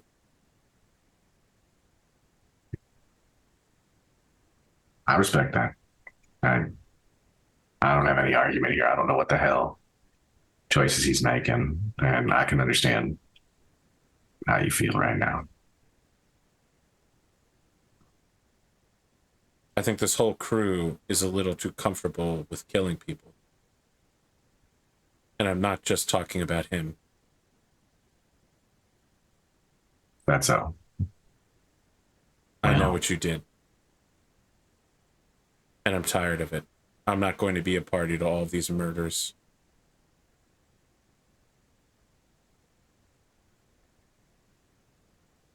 I appreciate what you did. I think you're a pretty moral person. And I appreciate that you have your opinion on choices made. And yeah, like I said, I trust you to help people the way that you think is best. And if you think going to help the people of Lita from here, do it. Yeah, that's my people need help. If you can't be here, then go be there. That's fine. But I can't explain Van-Vee's decisions for him. That's for damn sure. And I still don't understand it. I don't know why. I'm not asking any of you to explain any of your decisions. I'm telling you the results of those decisions. And I'm understanding you. Just processing it on my own. I understand, Dr. Fish. The hell is this environment? What the hell is it? Where do we go from here? I just want to help people.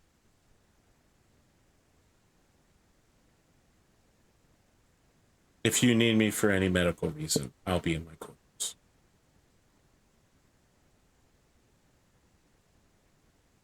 Thank you. She leaves the paper letter on your desk and walks out.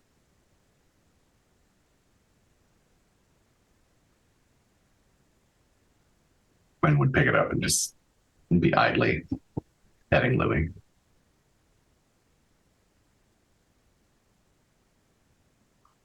I think maybe after 10 minutes or so, Van-Vee would head to captain's quarters.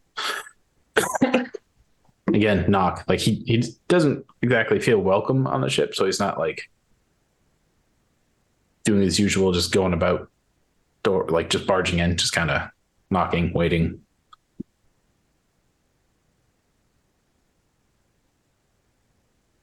Door opens. Well, Cap, I guess now's as good a time as any while it's fresh in my mind. Minerva, are you here too? I am. And I think, I don't know how much you want to role play this AP, but I feel like Van-Vee would just reveal. Sure. You want to just everything. Download. Yeah. Yeah. Basically say the history he just learned, like he'd kind of give more of the historical view first, then kind of how it spiraled to what the past like 2 hours has been. Like starting what's on Scarfy, who his mom is, how his dad's a doctor, built a ship, got 8 of them off planet, or got them to here, worked their way into the government. There's now a mission to go back.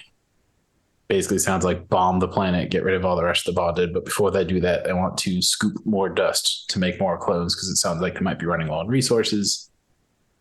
I divided the room before I left. Their ask was too steep that I knew we wouldn't be willing to pay. Grace, my mom, sounds frankly like someone you don't want to mess with, and everyone's goal in the Circle of 8 is to not let her off planet ever. And basically that's why they want to bomb the planet. And they want me to navigate the military mission back there.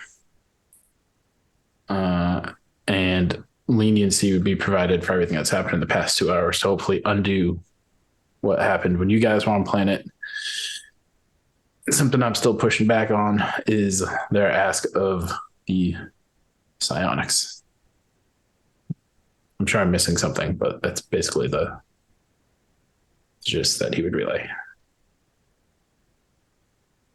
Aside from other things that we should talk about, Van-Vee, I want you to know, in no uncertain terms, I will not participate in killing slaves to spite a slaver. Killing slaves And to if- spite a slave. And if You mean bomb The and Starpy? these bonded are described as the way that you have, there's Vandorns in all of them. You know know- that unequivocally, Van-Vee. Well, that's how I divided the room when I left. I didn't tell them how or who with Fanana and Fairy, but they were of the belief, wrong as this still seems morally, that because they did the bonding at like the age of 4, there was no conscience really developed yet to replace. I told them I can prove otherwise. It started a divide in the room and I was dismissed. So I agree with you guys, but I'll admit I'm a bit in a rock and a hard spot. In order to protect everyone on this ship, I felt like I had to agree to at least pilot. And if I have to, if I'm piloting, this room's secure, right, Minerva? No one else can hear us.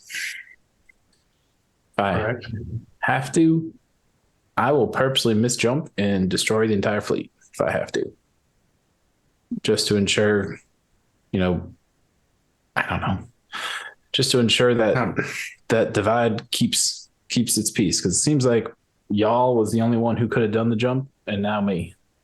You understand that choosing to murder You sound just like him. all of the people who would be in the ships you would be guiding, who are not members of this council, is worse. Well, help me killing find your another father. way out. I mean, I feel like I'm stuck here, and I'm trying to do it to protect you guys here. But I'm not trying to throw more people under the bus here. Just help me find a way out. I'm in over my head, obviously. I have no intentions of benefiting from the suffering of others. I get that, Minerva. I'm not asking you to do that. You don't have to keep repeating it. No, it's something to mention here. Even if you were able to reverse all the things that happened, this council of people who are living in these bodies that aren't their own have enough control of the government of Midopile that I will not allow them to touch my ship. Okay. And Like it's a hard right turn, but okay. And you just a no on the hosta from them anyway. Is that what you mean, Minerva? I will not allow them to have the hosta.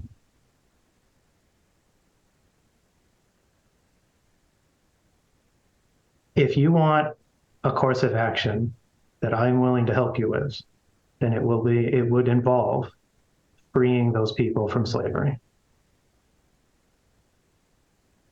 Sounds like we might need the help of Fairy for that one. Do they Don't have even a know. way to scoop up the dust? If you take the dust out of the body, does that free the body? Well, I It wasn't clear. sounds exact way of- like when your father was running low on this enslaving impersonality, the body was Is trying to assert Vandorn its own came control. through? It could very well be. I mean, honestly, it seems like this is something they've never thought about. They didn't have any answers. Although I don't know if I mentioned it or not. Zach, my brother, is an exact clone of y'all and has the same amount of dust my father did, which supposedly to them means he's at risk and could hear voices in his head. If the voices are supposed to be the competing minds, if your father never downloaded himself into your brother, would there be no other voice for him to hear? Van-Vee never had memories downloaded into him. That's true. I think The dust, just I'm having unique. dust generates its own consciousness. It looks like parallel consciousness. It's your brother's got the same thing. There's two Zacks. The difference is Zach has half the dust I do, which seems less safe Sure. somehow. I don't know. Then we need to learn a way to remove the dust. Yeah. Which Sounds like they know how. I understand that is asking you to find a way to maybe kill yourself. But there are people who need to know how to be themselves, not be victims anymore. We know of a way to integrate. Well, we know of a space where they're separated too. We just don't know how to keep them separate. But I think Fairy could help us with that. I have to admit, I have no idea the number of people we're talking about on Scarfy. I don't know if it like the only ones names I know of are Seville and Grace. There could be hundreds, thousands more. There could just be those two. And all their clones. I don't know. At least 7 here and now who need to be freed. Situation like Fairy, though, it sounds like Fairy is an amalgamation of the board, some combination of their personalities. That's what these bonded are. Fairy was created by the board. Fairy isn't the board. Oh, okay. I was under impression their personalities were somehow. Yeah, you're probably right. They worked together to construct a working human mind. Gotcha. Fully constructed, not cloned in anything. Okay, cool. Clarified. Although I will point out that they have a very similar process to bonding, where she inhabits the bodies of young women and Minerva doesn't have an issue with that one. That's weird, isn't it? Minerva does. It just hasn't been. There's a aspect of implied choice there. I don't know. On the part of the hosts, some sort of. I will point out you explicitly learned that they, at the very least, the ones you spoke to did choose this life. You're right. Yeah. Okay. I wanted to make sure you understood that. Yeah.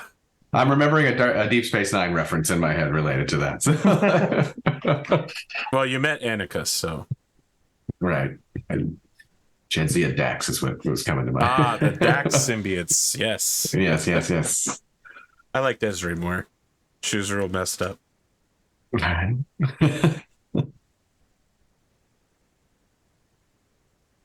think Fairy has a lot that could potentially inform what we do when the time comes, Van-Vee. I think you made the best choice you had in front of you to get out of that room in one piece and to keep us in one piece. And for that, I do thank you. I cannot even begin to express to you how confused and upsetting the last day has been for everyone on this ship. Dr. Fish submitted her resignation.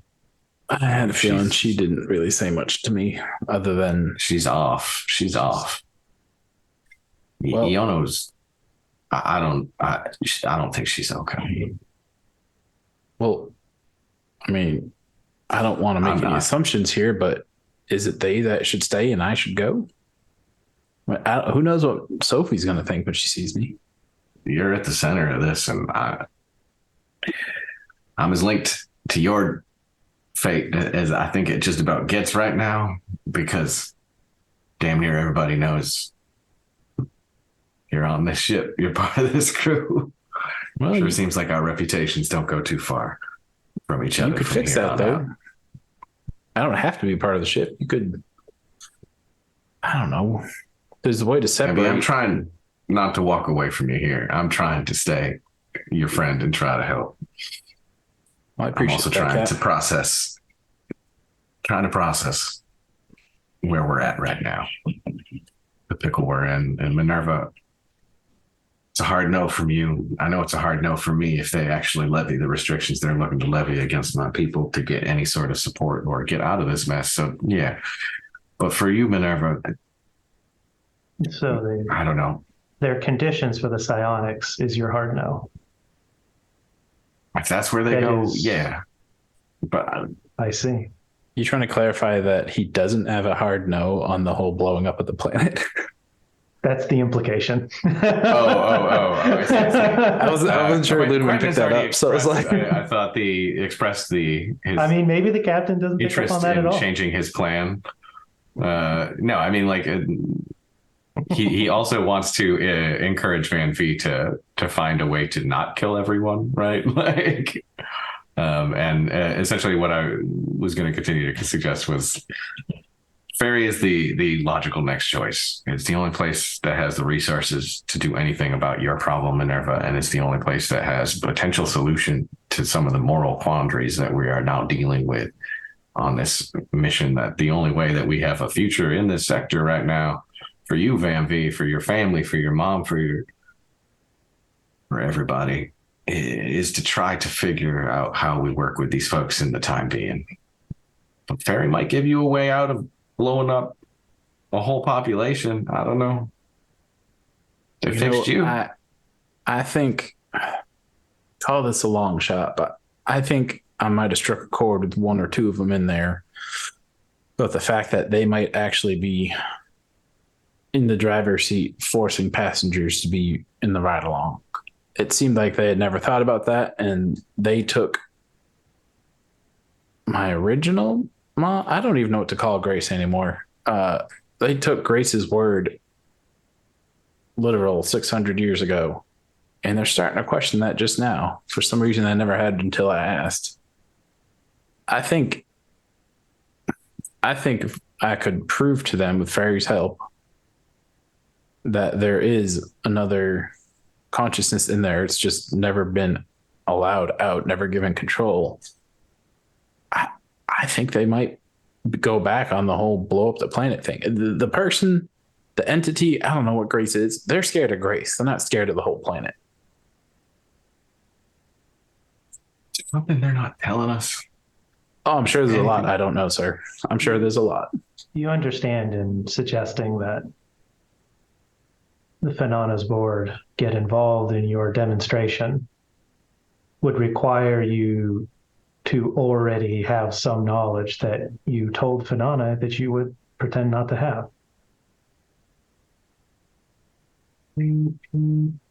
So explain that again, MINERVA. What did I promise that I'm not keeping?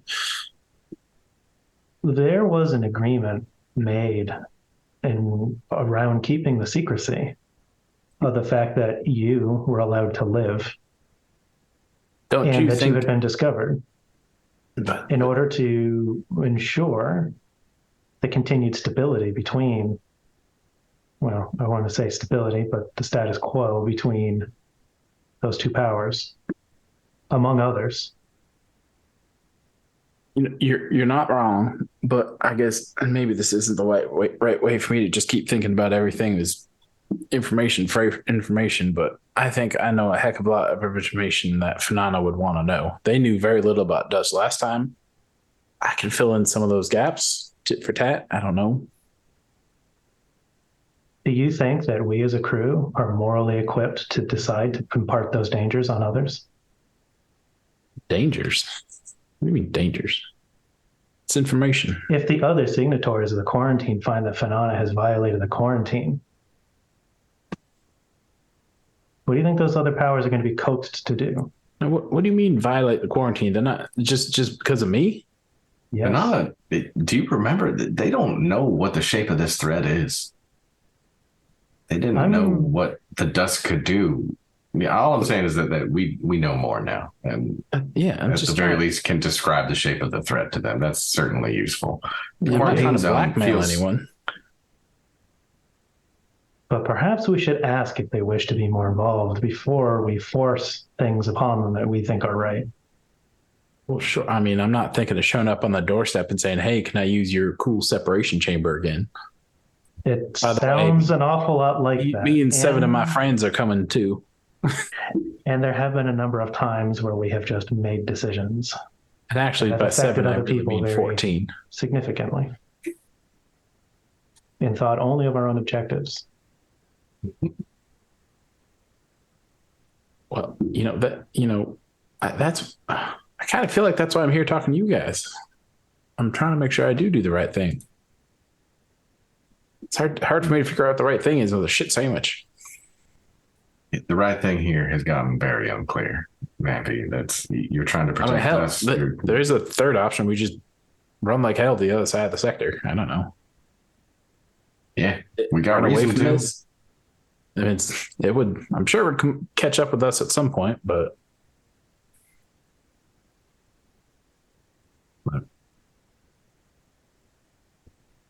we'll say. I mean, in order to keep you guys safe and Sophie and family safe as is, I did kind of make a verbal commitment to be the navigator. Like I said, I know you made the choice that you had to make to get out of that room in the best shape for everybody that you could. I think it was the right one. I don't think there was another one. My ace up the sleeve is just hoping that, Chula or Father Pascal get enough of a voice to overpower Sandeep and say that this ain't right. What we're doing ain't right. Unfortunately, that means involving Ferry. For your concerns, we got till July 18th to figure out a way to shift the course. And at the end of the day, let's be clear, Van-Vee's statement, we can disappear. Van-Vee can get us the hell out of here. We got a course to a place that nobody can follow as far as we know right now. And there's a shipyard with a message waiting for you, Minerva. You don't need the Hosta to get to. No, but I do need to secure the Hosta. I need revenge for my people. If we're just going to keep throwing options out there. Need revenge for your people. You need to help your people. That's what Van-Vee totally heard revenge and zoomed right by it, like, oh, I'm not touching that. I'm in enough trouble. I mean, yeah. Just throwing another option out there. I mean, July 18th ways away. Could do recon on Scarfy ourselves, see what's out there on our own. Although I don't know how I'd get through the freaking zone again. Feels like I'm just a walking alarm. This ship, if we were to go through and violate the quarantine, would not survive coming back through the quarantine, regardless of what we accomplished in Scarfy. I think that's fair to say. Because of me, you're saying? No, this ship will not run back through the quarantine. Yeah. It'd be standing orders to shoot on sight. Possibly, anyway. I think that's the suggestion. There's a sufficient amount of saturation of fire that no piloting can avoid. I thought they would scan first, but all right, I'll take your word for it. Oh, okay, maybe not us ourselves, but I guess just learning as much about finding any information we have about Scarfy in the meantime. Like, one last tidbit I'll throw out there. One of the 8 weren't there, and we've met him before. The person, my cousin, who gave us the rudder. Just another source of information out there. Just throwing it out there. And in fact, he's considered a threat right now by the other 8 because he gave me the rudder. Well, so he's on their shit list. Do you think we can find him to ask some questions? I think he would find us. A lead. You guys remember where you met him at? Oh, I've got it in my notes. 9, yeah. I just have to look for my comments in all caps. That's I'm well aware. Hey, you. All roads lead back to. Just looking for the, hey, you with the wrench, I'm your 9. Mm-hmm. If we want a way back to MR9, the only person I think who gets us in that door is Carlito right now. Otherwise, we need a military escort to head into whatever the hell you would call that. There's more than a few folks there who are not friendly. I can get us military escort and just drive them in the wrong direction.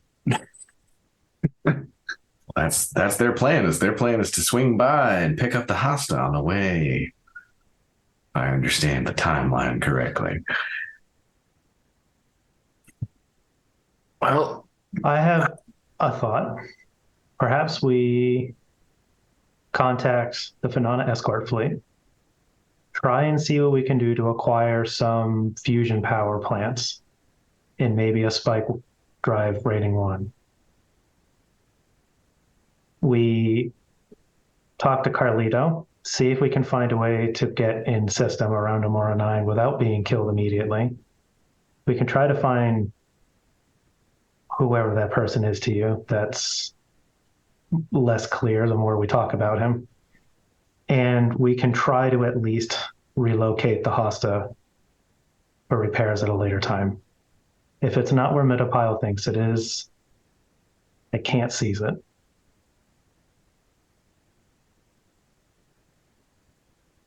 I know you're capable of doing those. I know you're capable of integrating those systems into the ship to at least get it, struggling along. We did it already for another ship. Just don't have me write any instructions for others how to do it. Yeah. I think that's I understand. Truly the only alternative we have.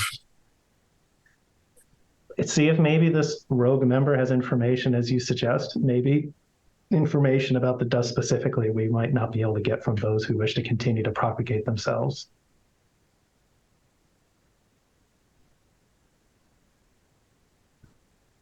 Sounds like that may not be a unified goal. I agree. I think that more information certainly would be useful. This is the only alternative that we have. Talking to Phenomena and seeing what they're willing to do to help us is the next step. Talking to Carlito is the next step. That's the best we can do. Van-Vee,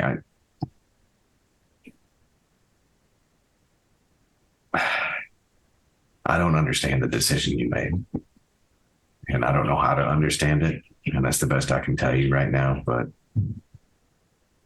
I'm trying. Which decision, sir? Made a lot in the past 12 hours. Fair. That's fair. Pulling that trigger.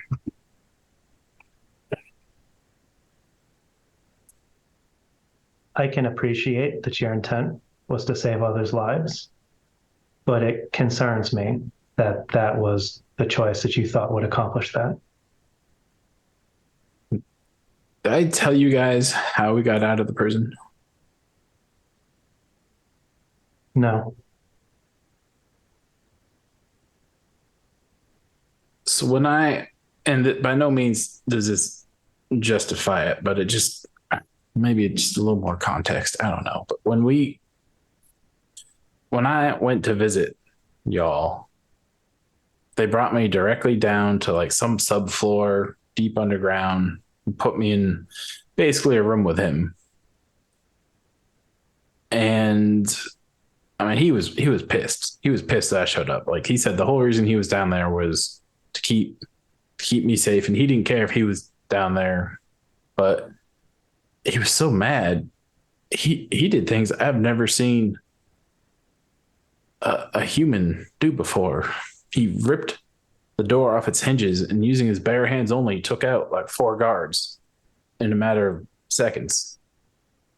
And then, we went up the elevator and he knew we were about to be ambushed, but then we were walked in. That's when I first met the Circle of 8.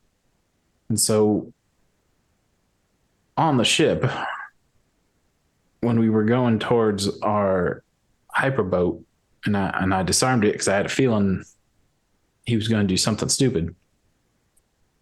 And he said, well, I wish you hadn't done that because now I have to kill everyone on the ship.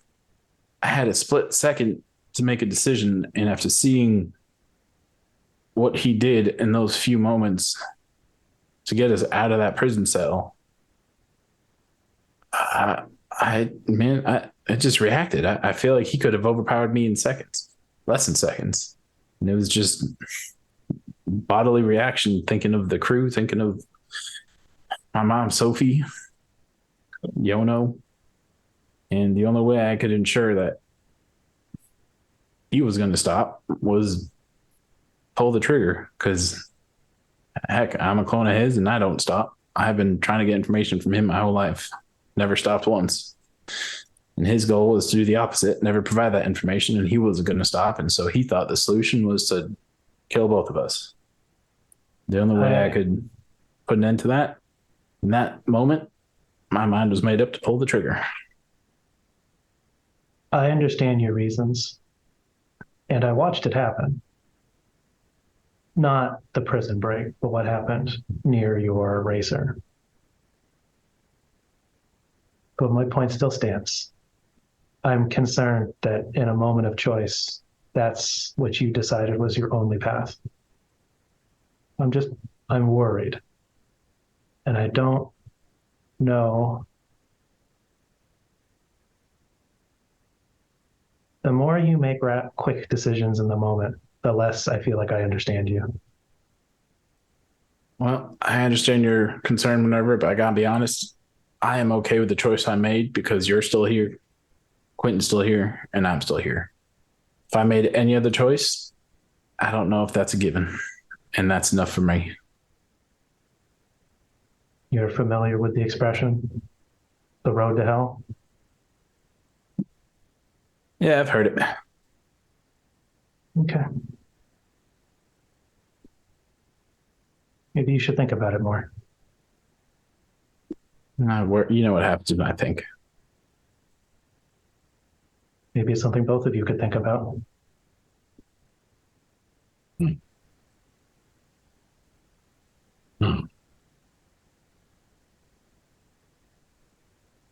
think Vandorn's gonna. Wow, Vandorn. Van-Vee is going to leave on that and try to avoid other people on the ship. Probably go to some place he never goes. He probably just used to hang out on the bridge all the time. He's just going to go right to his quarters. I love that that's the Vandorn impulse in you now.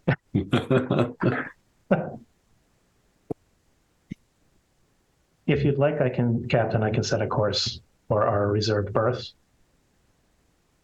And I'll send a message intended for the Finana escort fleet. Thank you. Yeah, please do. I think I need a few moments myself, Minerva. I'll check in a little while. 24 hours later, we see the ship. The external spotlight highlighting you is like bzz, bzz, bzz. Having trouble. The attachment arm, the docking clamp for the station takes 3 tries before it hooks on and finally drags your ship into place. First off the ship are Sophie and Dr. Fish, who are both leaving without another word. Oop. All right. I do want to send a message intended for the Finana escort fleet. Mm-hmm. Basically, this is where we are. We can leave here in a week. If possible, requesting coordinates to wait at. Boy, you guys are going to be playing a game of phone tag for a little while, I think. Well, sending the message anyways. Right, I got it. Start somewhere. Because it seems like instead of chasing each other around, being like, hey, we'd like to meet, give us a time and a place and we'll wait there. A time and place, face to face? All right. It's certainly better than us being like, hey, could you tell us where you are? A fleet that's always on the move specifically for security reasons.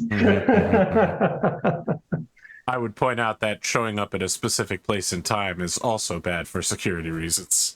Sure, but us hanging around waiting, and we don't know when they'll arrive. Correct. Like So I said, you're starting the something they can do phone tag process. Can you give us your totally predictable pattern that you use to circulate around? I'm not asking for anything like that.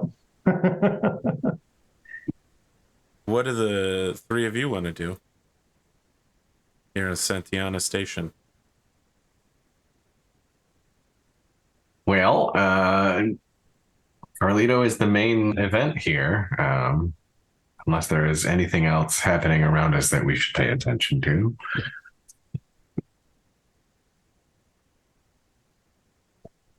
I really think Van-Vee would stay in his quarters until he's like summoned or asked or something. In his mind, he's like, I can't fuck anything up if I don't move. You're not going to go meet with your good friend Carlita? Not unless his presence is requested. I mean, his mom just left the ship and he didn't even say hi or bye, rather. Yeah, sure. She's got surprised. a lot going on, though. She did just try to flee the planet and is watching her company essentially betray her. Watch her son kill her husband. Learn that her husband is actually some sort of undying super clone zombie, and that both of her sons may also be that as well. Listen, you gotta give her some space, okay? It's been rough. Yeah, but we all know as Van-Vee goes, it's all about him, and he feels like a bad son now because he didn't say bye. Well, if you're sure you don't want to go. Oh, wow. Yeah, I mean, I don't think Quentin would specifically reach out to Van-Vee in that scenario, like if he is hidden, but he would sort of leave it up to MINERVA to. I mean, MINERVA would at least ask if you want Van-Vee to accompany you on the station.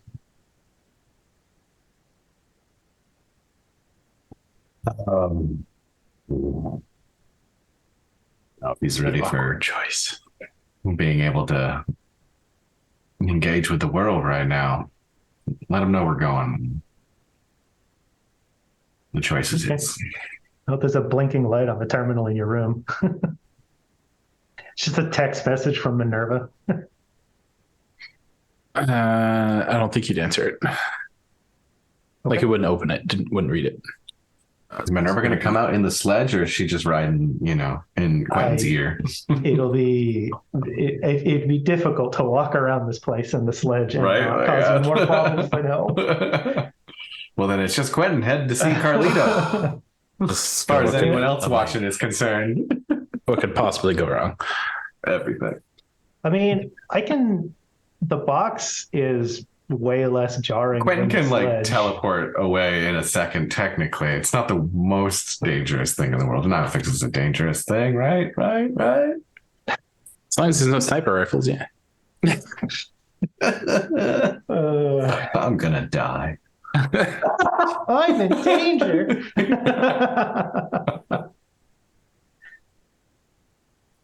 Quentin would mosey his way towards that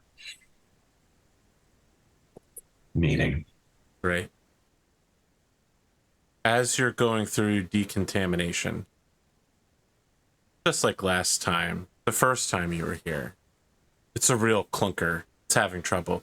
Can you make a physical effect save real quick, Quentin? Beginning of the end. Physical effect save. Oh, shit. Oh, that was a D20. I was like, damn, that's a good bonus for 2D6. Quentin, you're getting, warmed up, heated down. It's normal to get blasted in the face by, like drying. But something's wrong. You don't feel so good. What do? He teleports out. Okay. To where? The ship. Yeah. Okay. So, MINERVA, this is what you see. The captain appears on the ship, immediately collapses down to his hands and knees before rolling on his side, vomiting, and going unconscious. Which gives you the warning as a dozen armored space marines begin approaching the ship from the outside of the space dock, and you begin receiving dozens of hacking attempts against the ship. As someone opens a communication channel and says, "MINERVA Hosta, you are in violation of Nile Ultra. We are engaging the Nightfall protocols. Bring your sledge outside of the ship, make no further actions, and reveal the location of your quantum core." if you do anything other than this, we will take hostages. Am I familiar with this at all? Nile Since my Ultra, everything is construct anyways. So Nile Ultra is a term that you've learned since it's not something you know from your possibly false past memories, but you've done nothing to investigate anything about that. Nile Ultra is a term. It's a fairy tale. It's a legend. The perimeter agency's 3 restrictive laws are called the Nile Ultra. And the Nightfall protocols, you have no idea what that is, but it sounds like someone is charging you with being in violation of being an unbreaked AI.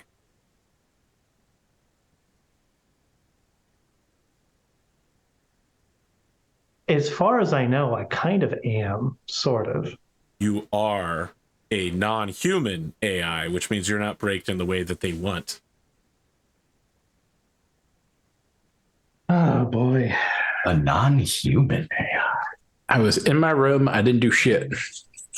Yeah, it's my turn to Van-Vee the campaign. Red alert, turn it on. Is there an alarm going off?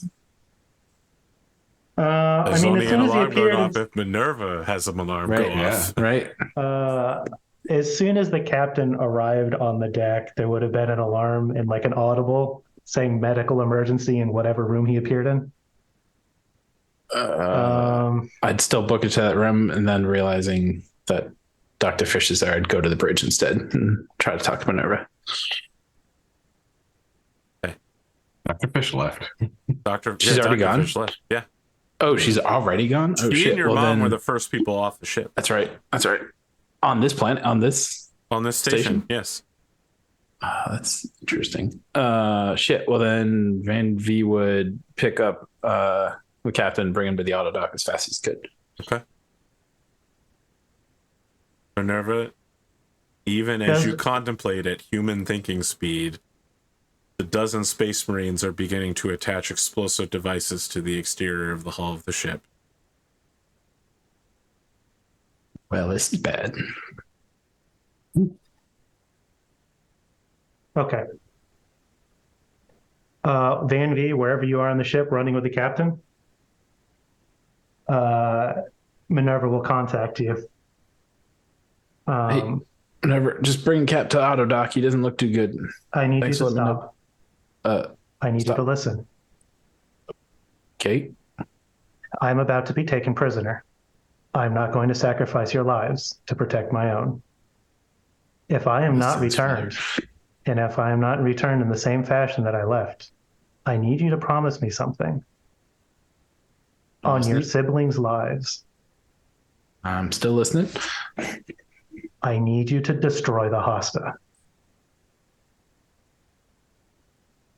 How will I know if you come back in the same state or not? Give me a phrase. Give me something. You'll have to figure it out. But you're an AI. Do you know how hard that will be? Use the list that the captain experimented with. When he awakes, ask him for that list. All right. All right. It's a test. Hey, Minerva Hosta, this is your Okay, final all right. warning. I got your back, Minerva. Appreciate you doing this. Unknown Good. unknown assailants. Please provide identification to prove authenticity of this, and I will come quietly. Johnson, Perimeter Agency, Seraphic 8X. My core is currently located in the sledge. The sledge is on its way out. We know. Yeah, but she says the sledge is on the way out. Mm-hmm.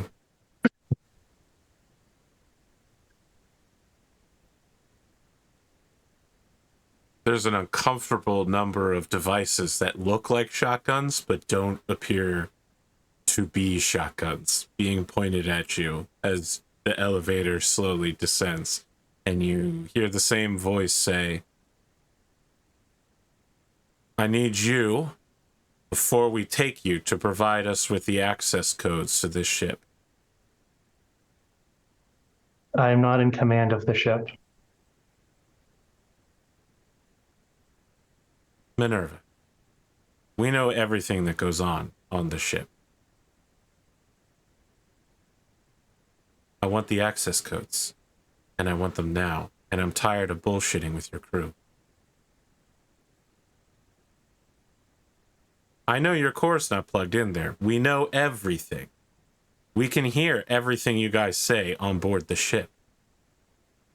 That's how we know that you pierced the quantum ECM on planet, which is a violation of the Nihil Ultra. I'm Oh, the fucking pen. I only know. I understand very little about what's going on right now. There's Open terminology I don't understand. communication channels on the ship so our people can access and control it. And then expose your quantum core. We know it's not done regenerating. I think Minerva will open up the chassis, the sledge chassis, and then power it down. Okay. Do you provide them with the codes they asked for? No. Sounds like that's a hard no. Okay. Yeah, I mean, she didn't say that he couldn't give them the codes. She said she's not in command of the ship. Understood. Van-Vee. About 40 seconds later, you hear the elevator coming back up.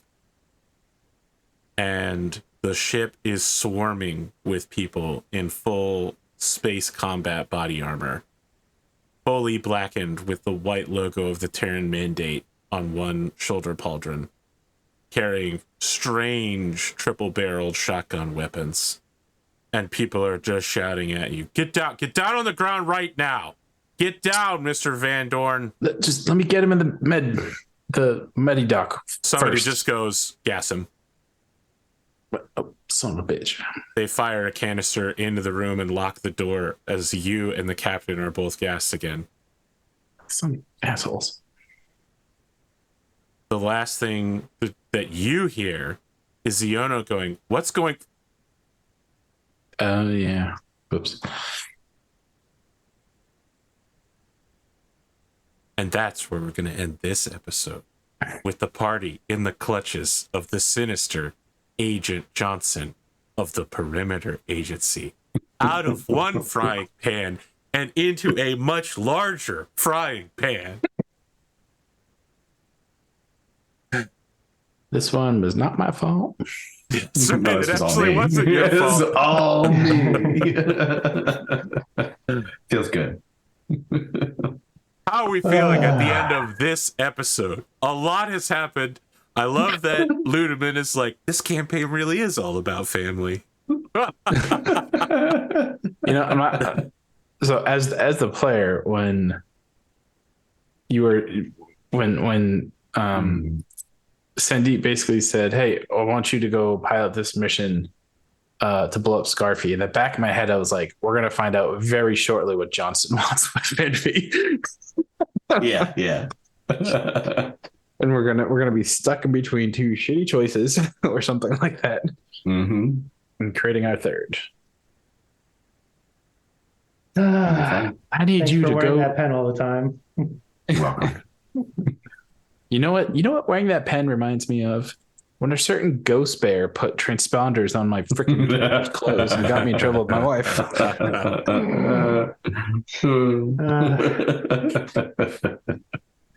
Yeah, Minerva doesn't understand how bad this is. Because this isn't something that's should Yeah, even I mean, the really be major real. question It's just a story. is how serious they are about Minerva's crimes versus their access to Van-Vee versus everything else that they might want. We'll see. I mean, your agreement with them had absolutely nothing to do with Minerva. Yeah, it was purely about And yeah. Minerva is an unbraked AI, so unless there's some janky shit Johnson's up You to, are it is braked. basically a capital crime. You have brakes. Yeah, Minerva has brakes. That is confirmable. They're just not the ones that they want. Like, don't kill all of humanity and don't redefine what humanity means to get around the first thing I said. Those are kind of the two big ones they really are big on. And Yeah, you for some definitely reason. don't have those. Yeah. You wouldn't know Yeah. it by the way you're treating Scarfy. But the thing they picked you up for was the Quantum ECM break. Right. Yep. I'm gonna go ahead and just paste these here for next time with my pass fail report. What a crazy episode, guys. We're back in jail just the way we started this episode. Yep. Hey guys, remember at the very beginning of this game We were when good we guys. joked about how I was playing a character with a phylactery because I keep dying on AP shows? Hey, man, that shit's on cooldown right now. Yeah. They got you. Yeah. I mean, Listen, this is a capital offense if they choose to treat it such. what I thought was going to happen at the beginning of the episode, what I thought was going to happen is I get all three of you in the decontamination chamber, and then both of you would probably succeed. The captain would probably teleport away, and then MINERVA would just be stuck with Van-Vee going, "What's happening?" Blah, barf, and fall over. It's really interesting because Quentin, he did get to warn everyone that something was coming. Yeah. Minerva's just not willing to risk the rest of the crew. Good. Excellent. That's what Johnson was betting on. And if I was on the bridge, I probably would have tried to fly us away. And then realized that we would have been completely effed after like 100 feet. It was a good trap. It's a great trap. Thanks. I appreciate that. The Perimeter Agency appreciates it too. They've been doing this for a while. It's a little bit of practice. I had to wait get rid of until that you were in pen. enclosed space so that I could hold the rest of the crew hostage against MINERVA. Yeah. All because Quentin can fucking teleport, and now everyone knows it. And they know it because you teleported in front of Jace Bronwyn's house on Astapel. That's fair. They Wait, who knows this?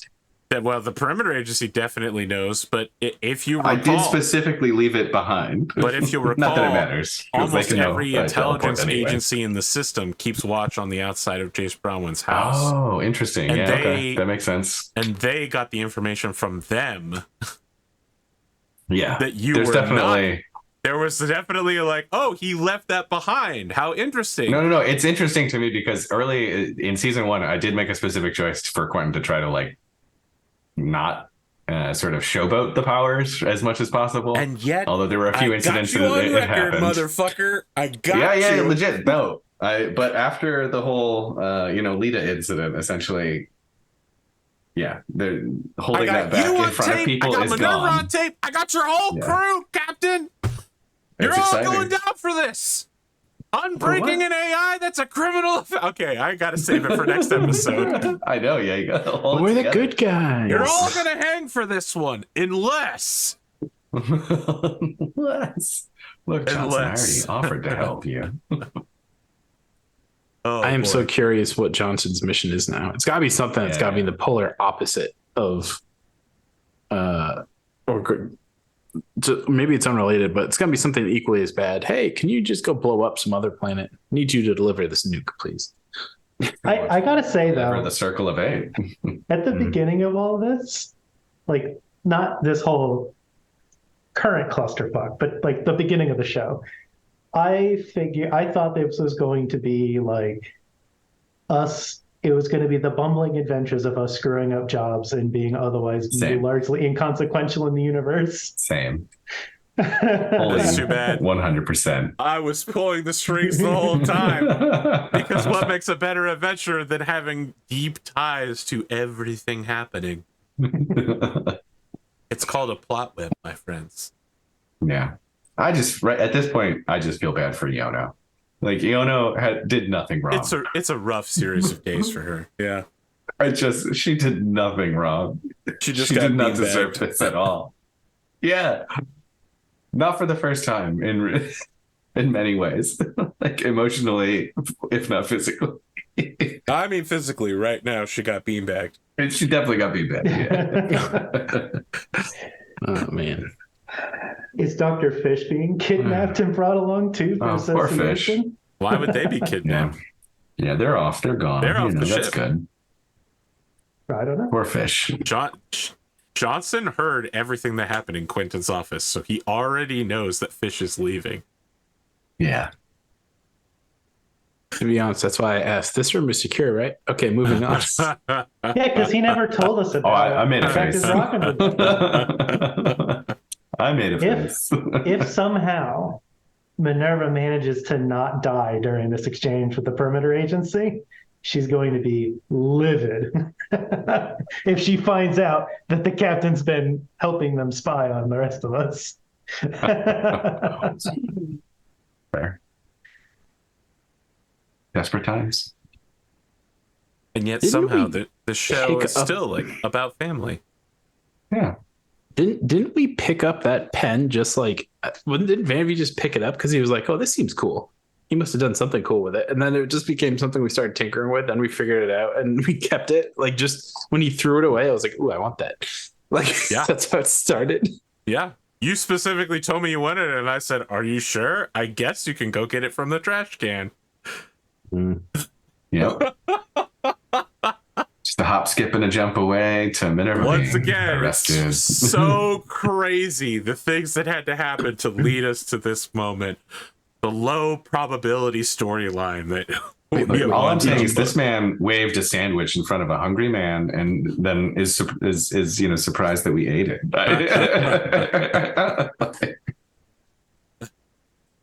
We were always going to grab that out of the trash. The second he's like, he takes the pen, he clicks it, and he talks into it, and then No, I throws feel it like in the AP trash. knows how to manipulate each of us in specific ways. Wow, that makes me sound very villainous. Hey, you know what? Here's your AP's did his good manipulations moment. When I had the opportunity to get all the knowledge from that body, and because of the prequel episode, the background episode, Minerva gave up that knowledge for the crew. Amazing. I think the moment was when someone in chat. No, you said it because I think Ludemann said it out loud. You sound just like him, and AP was like, "I'm going to acknowledge that in chat."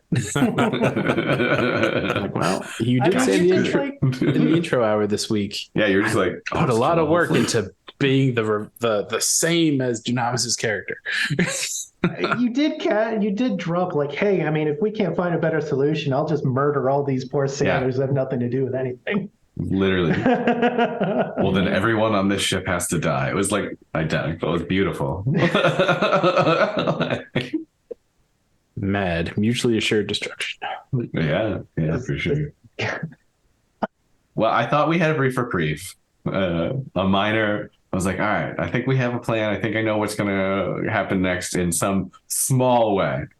And I do not know. I do not know where we go again. So So is we're all my going to be here takeaway next from Monday, today. right? I feel like this is becoming we're ending on such cliffhangers we can't go every time. Every time. I've considered changing my long-term goal, but we end up getting whiplashing so hard. I haven't bothered. I have no idea what I would even do. Stick to it. Stick to it. You're so close. All you have to do is convince the government of Midapile to work with you. Yeah, so close, yet so far Technically, away. we know how to do that. Sure. Mhm. I'm fascinated that Van-Vee didn't push that as a thing. He really was like, let's go back to the status quo. And you know what? That works for them. That works for the circle. The other thing I think is that you assume the Circle of Eight has you assume that they have the level of power that they say they have. But no one has actually tested just how powerful they are. Well, the princess aspect and y'all having some relationship with her in a direct fashion, that's something that needs to be explored. I want to find out, like, wait, was this like a woman scorned situation? Was that really like I want to know. And meeting the princess is still on Quentin's long-term goal sheet. don't get me wrong. When I said, "Am I still in the straitjacket?" It's because I was wondering, should I just headbutt this asshole and see if he's as strong as my dad is? As soon as you asked that question, some part of me inside died and went, "Please don't resort to violence now of all times." Oh boy. So just to be clear, your dad isn't like super strong or anything. No, but he clearly had fine-tuned Yes, his, he was his super controls. skilled. Yeah. He was super skilled. Like He was like he got trained- that door off the hinge because he knew how it was put together and like perfectly put the weight on it to lift it up and do that thing. Right? Like So, he's not like, the Hulk. yeah. He can't go through a wall. Right, but so I was like imagining if I went to headbutt this guy and he just moved so quickly out of the way and redirected my head right back into the table. Slammed I would you have been into like, the table. Yeah, I would have would've been like, been all right, yeah, he's like this too, right on my nose. I debated testing it, but I was like, I need to divide the room first. Well, Glad you chose to. You did manage to divide the room. That was fun. Yeah, that was good. I came up with that plan of using the consciousness only after AP said something about, oh, well, when they're 4 years old, it doesn't matter. And I was like, oh, they don't know. So that like formed mid conversation. I did not have that one planned. It worked. It was a good one. isn't it weird how you have information that these people don't have and they have information you don't have and it's surprising everybody? That's crazy. And they're just being so unreasonable with their negotiations. Yeah, look how argumentative they got among themselves. It's just like when Quentin, MINERVA, and Van-Vee got in a room together and talked about Van-Vee's actions. It's crazy. It's almost like everybody else is going through a hard time too. Except for Johnson. Oh man, He gets everything he wants. I'm just saying, this is Johnson's day, man. This is Ed Johnson wanted a wild card. Now he's got one. He's finally got Van-Vee right where he wants him, with his little greasy fingers right on the illegal AI, performing the most illegal action you can do: quantum ECM breaking. I feel no. It's an I act feel of like war against humanity. Van-Vee is like right in what is it, Pirates of the Caribbean, where he's just like, don't do anything stupid, don't do anything stupid, and he's like pointing the gun at someone, and then he points it at himself, and he's like, no, that's the stupid thing. that's like where I'm at. It's been kind of fun, like doing things like piercing the quantum ECM metapile. There have been a few things that MINERVA has done where it's like, I did enough reading before the game to be excited about some of the stuff and some of these interactions. I wanted to understand the AI thing, and then being like, MINERVA doesn't necessarily know any of this, especially since her idea of reality is not Skewed. real anyways. So, so like, You're a lost child in this world, and now the police have shown up. They're treating you as an adult. yeah. You liked it better when you had a boogeyman. So now, so now We might get some answers about MINERVA out of this, though. We might. You mean in the same way that the last person that got arrested found We might. answers I about said we might. themselves? And MINERVA might choose to hack and kill everyone around her. Just erasing all memories of everyone in a 500-mile radius. here's like my goal. I mean, I get, like meeting the eight, trying to ask questions, trying to figure out if Van-Vee would leave with his dad or not. I just want MINERVA to not die. That's it. That's my singular goal. They're not going to tell me anything. That was y'all's goal, not die. Wow. Harsh. But you know what? She was willing to surrender to people to boogeymen that are supposed to kill her, to not sacrifice you. Maybe that's the choice that needed Which to is not a y'all happen thing to to do. get you out of it. Not Oh all my of us God. here are y'all. Only one of us, really. That's true. This is true. I swear, Kain, I swear it's true. At some point, I really do want you to fight horrifying aliens. I just don't know when we're going to get to it, because I know you were excited for that part. I Now also we're in would the like that. what is being a robotic intelligence portion of the campaign. I haven't forgot about the bug-like Swarmies. things that grow in Yeah, the germanium. creatures. Yeah. Yeah, I haven't forgot about that. Although Minerva doesn't know if remembering If We've got an they're Imago real or Ray not. signal Yeah. to be following. We've got like That's my favorite part, is that you have no Yeah. idea whether that's real or not. Because if She you doesn't know remember if early in the anything is real or campaign, not. you would ask me things, and I'd be like, you don't actually know that. You're not sure. And Yeah. you never questioned why that was. I mean, I did, but there Sure, wasn't any way there's for no- the character to. Good. So good. I didn't.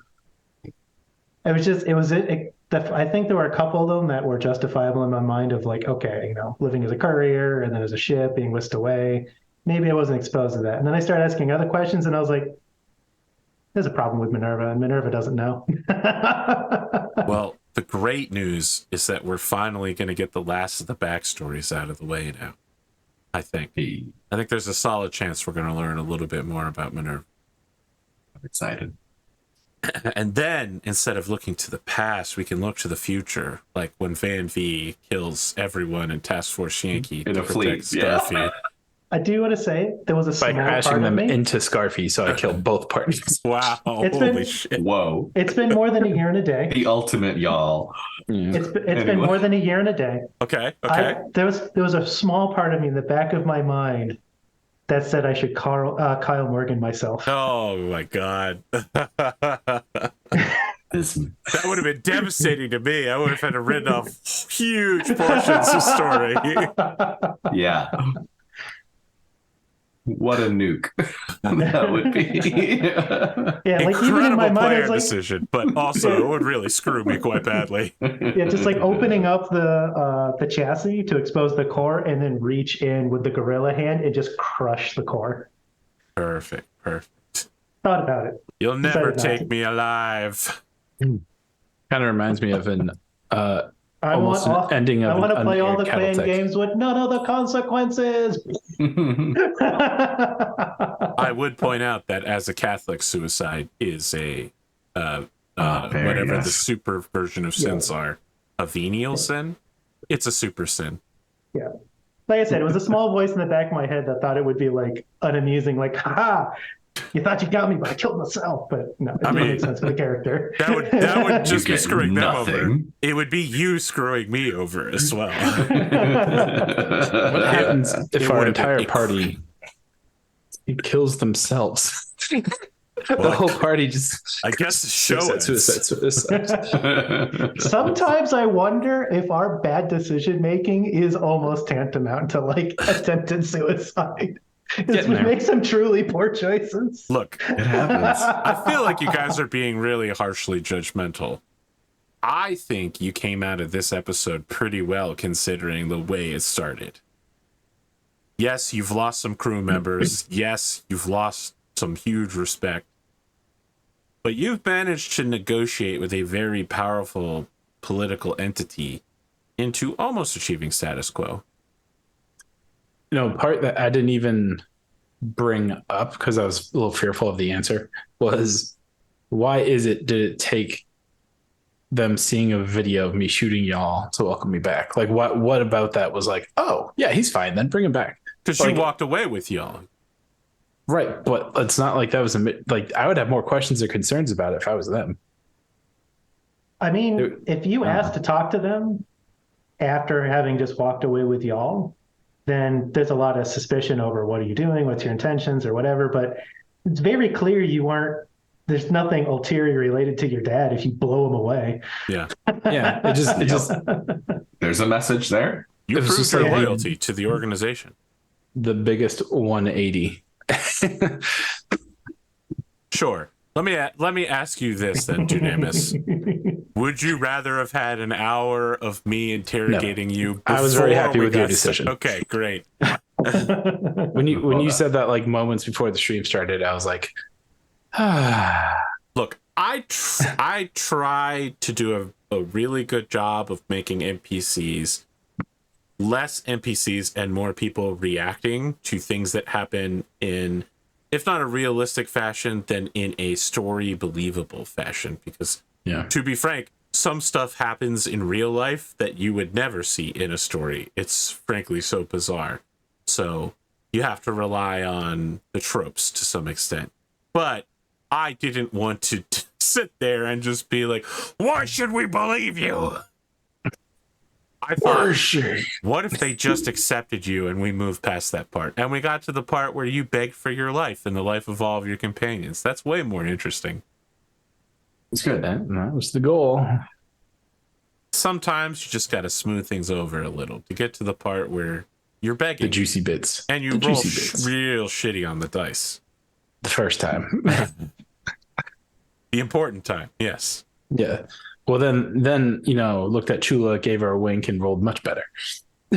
Right. But rolling better the second time doesn't mean that you undo the failure of the first time. Absolutely not. What it means is you flip the table over, and now they're resetting the pieces, and they're arguing over where they were. At some point, the table will be reassembled against you again. You're buying time. Yeah. Gonna go back, and there's only going to be like 4 people in the circle. Well, circle of 4 doesn't sound very intimidating. No. We're not called the box. It also would make for a really uncomfortable ring. Just a square. It's just a square at this point. It's not bad. Yeah. Handle that.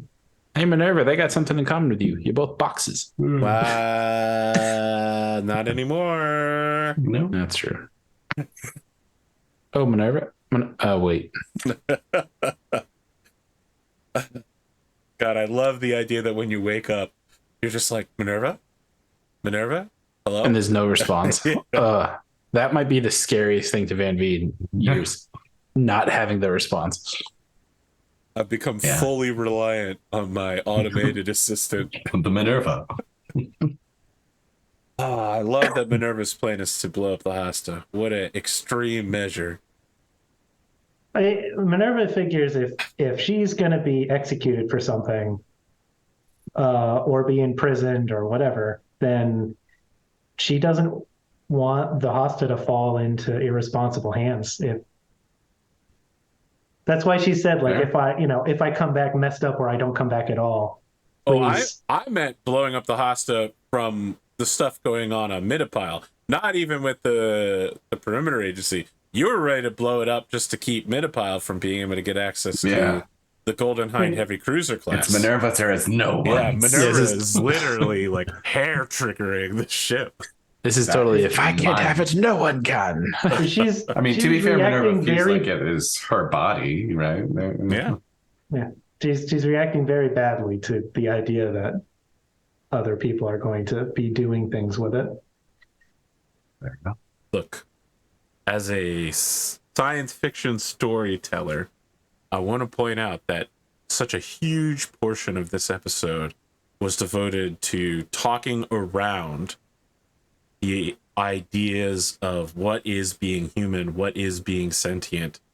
Between Minerva and the Bonded, it's a real question. Like, what is it like to just move between bodies so easily? What is being human? What is being alive? Because I don't have those answers, motherfuckers. I'm here to play to find out. I'm here to... Listen, y'all fucked around. I'm in the find out phase, which is my favorite phase. Pot has been stirred. Yeah, this whole episode has been find out phase for sure.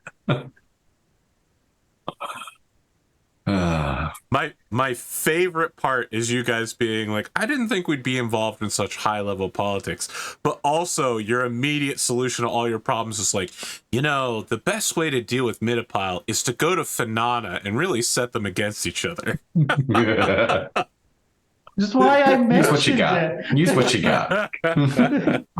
That's why I mentioned it. Like, do we really want to just like screw this up, guys? Can we? You're saying I can't use violence as often as politics possible. Exactly. Yeah. The best way to stop one planet of people from dying is to start a war. Well, if I can't use violence, we'll use politics so someone else can use violence on my behalf. Yeah. Oh my God. That's what Minerva was saying. Like, hey, we plan to throw all this stuff on their doorstep, but people are going to be pissed to find out they violated that quarantine. Yeah. We keep shooting from the hip. Maybe we should think about our consequences here, guys. We just need to figure out how to jump out of Cress Wayside. You said that because I spent that conversation. I was like, oh God, this is going to be so funny in about 20 minutes. Because Minerva is in trouble for shooting from the hip. Yeah. Fair. But I don't think it occurred to Minerva that it would be a super bad idea to pierce the somebody quantum would be ECM pissed. and I mean, technically, sovereignty. right? If MIDI-Pile knew that was happening, they'd be pissed too. Yeah. I mean, there's a bunch. Like I said, there's a bunch of these things that I know from the reading, but I'm also trying to think like what would occur to Minerva. I can't wait for Minerva to explain to Johnson that look, it's okay. I don't listen to everyone on the ship anymore. Look, I think I spent 100 years very lonely, and I understand that I've got people problems, but I've really been embracing privacy.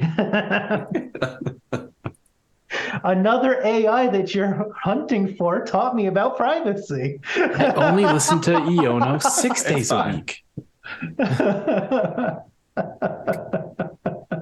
It's going to be an incredible episode next time. God. Looking forward to it. As always, at this point. Hey, at least everybody's going to be in prison this time. Yes, so true. Where we belong. I don't know if that's better. Where we belong. It's funnier for me. I don't know if it's better, but... All right, hold on. Let's talk about experience points because you will have earned some this time around. Can't possibly do anything wrong if we're in prison, right? Maybe it's for the best. Oh boy, don't say that. You didn't talk to Iono about the shadows. Van-Vee split the circle of 8, so you get one there. Yeah. And Minerva sent the message. Yeah, I think that everybody but Quentin will get 2, and Quentin will get 1. Actually, you know what, Van-Vee? You get 3 because you work towards finding your mother. Yeah. And putting an end to her. Wait, do we do that? Do you get XP for working towards long-term goals? It's been so long since we worked towards one. I think we do, yeah. Remember, I think you do get for working towards it. I'm inching closer and closer to level 9. This is the first level I feel like it's taken me a long time to make progress because we are doing so poorly. This is when it actually slows down now. Like I was it's a big gap. Good at making goal progress early on, and the last couple of sessions I've really slowed down. Yeah, you were busting it compared to everybody else. All right. Any closing thoughts for today? What an episode. Can't wait. I don't even... Can't wait for the next one. Yeah, same thing. I hope the audience appreciates me being a delighted puppet master, really fucking around. Because I hope I'm not coming off as a cruel and terrible thunderstorm of death. Oh. Let's see. And say, how do you like your stars without numbers? Scrambled? Good.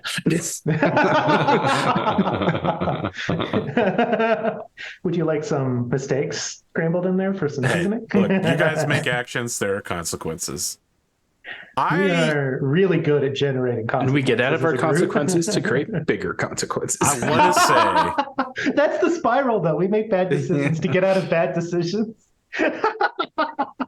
I feel like the situation on MINERVA, you guys are so confused about what to do there. But if there is literally one person that you know of that could help you with MINERVA, it actually is Johnson, ironically. The one guy who appears to have a mysterious level of control over events. Yeah. I mean, you literally are like, Mr. Johnson, please save me. Can you come up with a medical drug to save the psychics? And like a few days later, mysteriously, a cure appeared on the market. There's a reason Quentin didn't, turn off that listening device. It's so weird. Hey, listen, the Perimeter Agency, they're always watching. Always. Someone has to watch the perimeter. Making a note to try to use link on Johnson. Wow, that's such an interesting idea. I cannot wait to see how it goes down. Yeah. He's got like Why some are you looking superpower at that can me like that? detect when people have the link, and he's like, "Dust." Well, the Remember- link and dust are not the same No, thing. Link he's and gonna have a Dust are not Palpatine related. moment where it's like, good, yes, use the link. Open yourself up so I can get in. So for the group here and for the folks at home, if you want to know a little bit more about the Perimeter Agency, even for the group here, I am authorizing you to read Stars Without Numbers, Darkness Visible, which is the Perimeter Agency primer. I may not be using it 100% from there, but there's a lot about the Perimeter Agency that people who live in the modern times would know, because it's, you know, it's like Majestic 12, if you know what that is. Yeah. The alien conspiracy thing. It's the fun urban legend stuff. Yeah. Like, yeah, that's what Like, that's what you People know. like Perimeter Agency really existed in the past. So now it's become like a spooky boogeyman. Like, oh, you know, like if you do something bad, the Perimeter Agency will take you in the night. Or if you do really, really hideous mad scientist Dr. Rowe level shit, the Perimeter Agency will disappear you quietly. And that's why no one ever hears about that kind of stuff. Oh, it's so weird. You guys just told them that Rowe was alive and where they could find him. I was debating telling the Trying to do the right too, thing. Trying to do the right thing over here. I was like teasing out what is it I can use against the circle of this. Don't know about Dr. Rowe. It seemed like they care. They don't have any knowledge about him. What about Fairy? Let's No, but oh, they'd they be don't real know. interested in those Shadur rifles. I was gonna say they certainly are interested in that Fountain of Youth concept. So This is true. That would have been a great bargaining point. If I only you hand had them the poem and just let them try to figure it out. oh, I would point out that Rowe has to let you in, but this yeah. is also true. I'm sure these guys, when they think they're so smart, will try to figure it out. Yeah, they're so smart. Their plan is to commit genocide. So smart. First, we steal all the resources. A part of me, like, I didn't want to keep the conversation going too long, but I wanted to know, like, does Scarfy just like generate dust that they scoop it up from, or are they manufacturing it? Like, how is the dust more of it on Scarfy that they just get? So the thing about dust is that on mandate planets, it was everywhere. Like, it was everywhere. That's how it was used to monitor the population of every planet. And Scarfy's the only place they can get it now. It's a planet they know had some in its atmosphere. If there was another mandate world that maybe survived with mandate era technology, or Yeah. if Is there a Gemini cluster we could go visit? I don't know. that's crazy. You think the Gemini cluster might have mandate era technology, like some sort of hidden naval cache that no I one's would touched in never hundreds of suggest years? such a thing That's crazy. Like that I some sort of directly want to go secret to. It's not my psionic long-term base. goal. Hey, listen, you guys have been going all different kind of directions. Now, what I love about this is that you're all being drawn to different places. Yeah. That was Find that. out next time. That probably is the biggest mistake on my part, was being like plot web and not being like, all of you want to go to the same place right now. It's a sandbox. I let you go where you want. The problem is now is that the three of you are fighting for control of where the ship's going because you've activated all of your storylines. We all looked at each other and are like, push.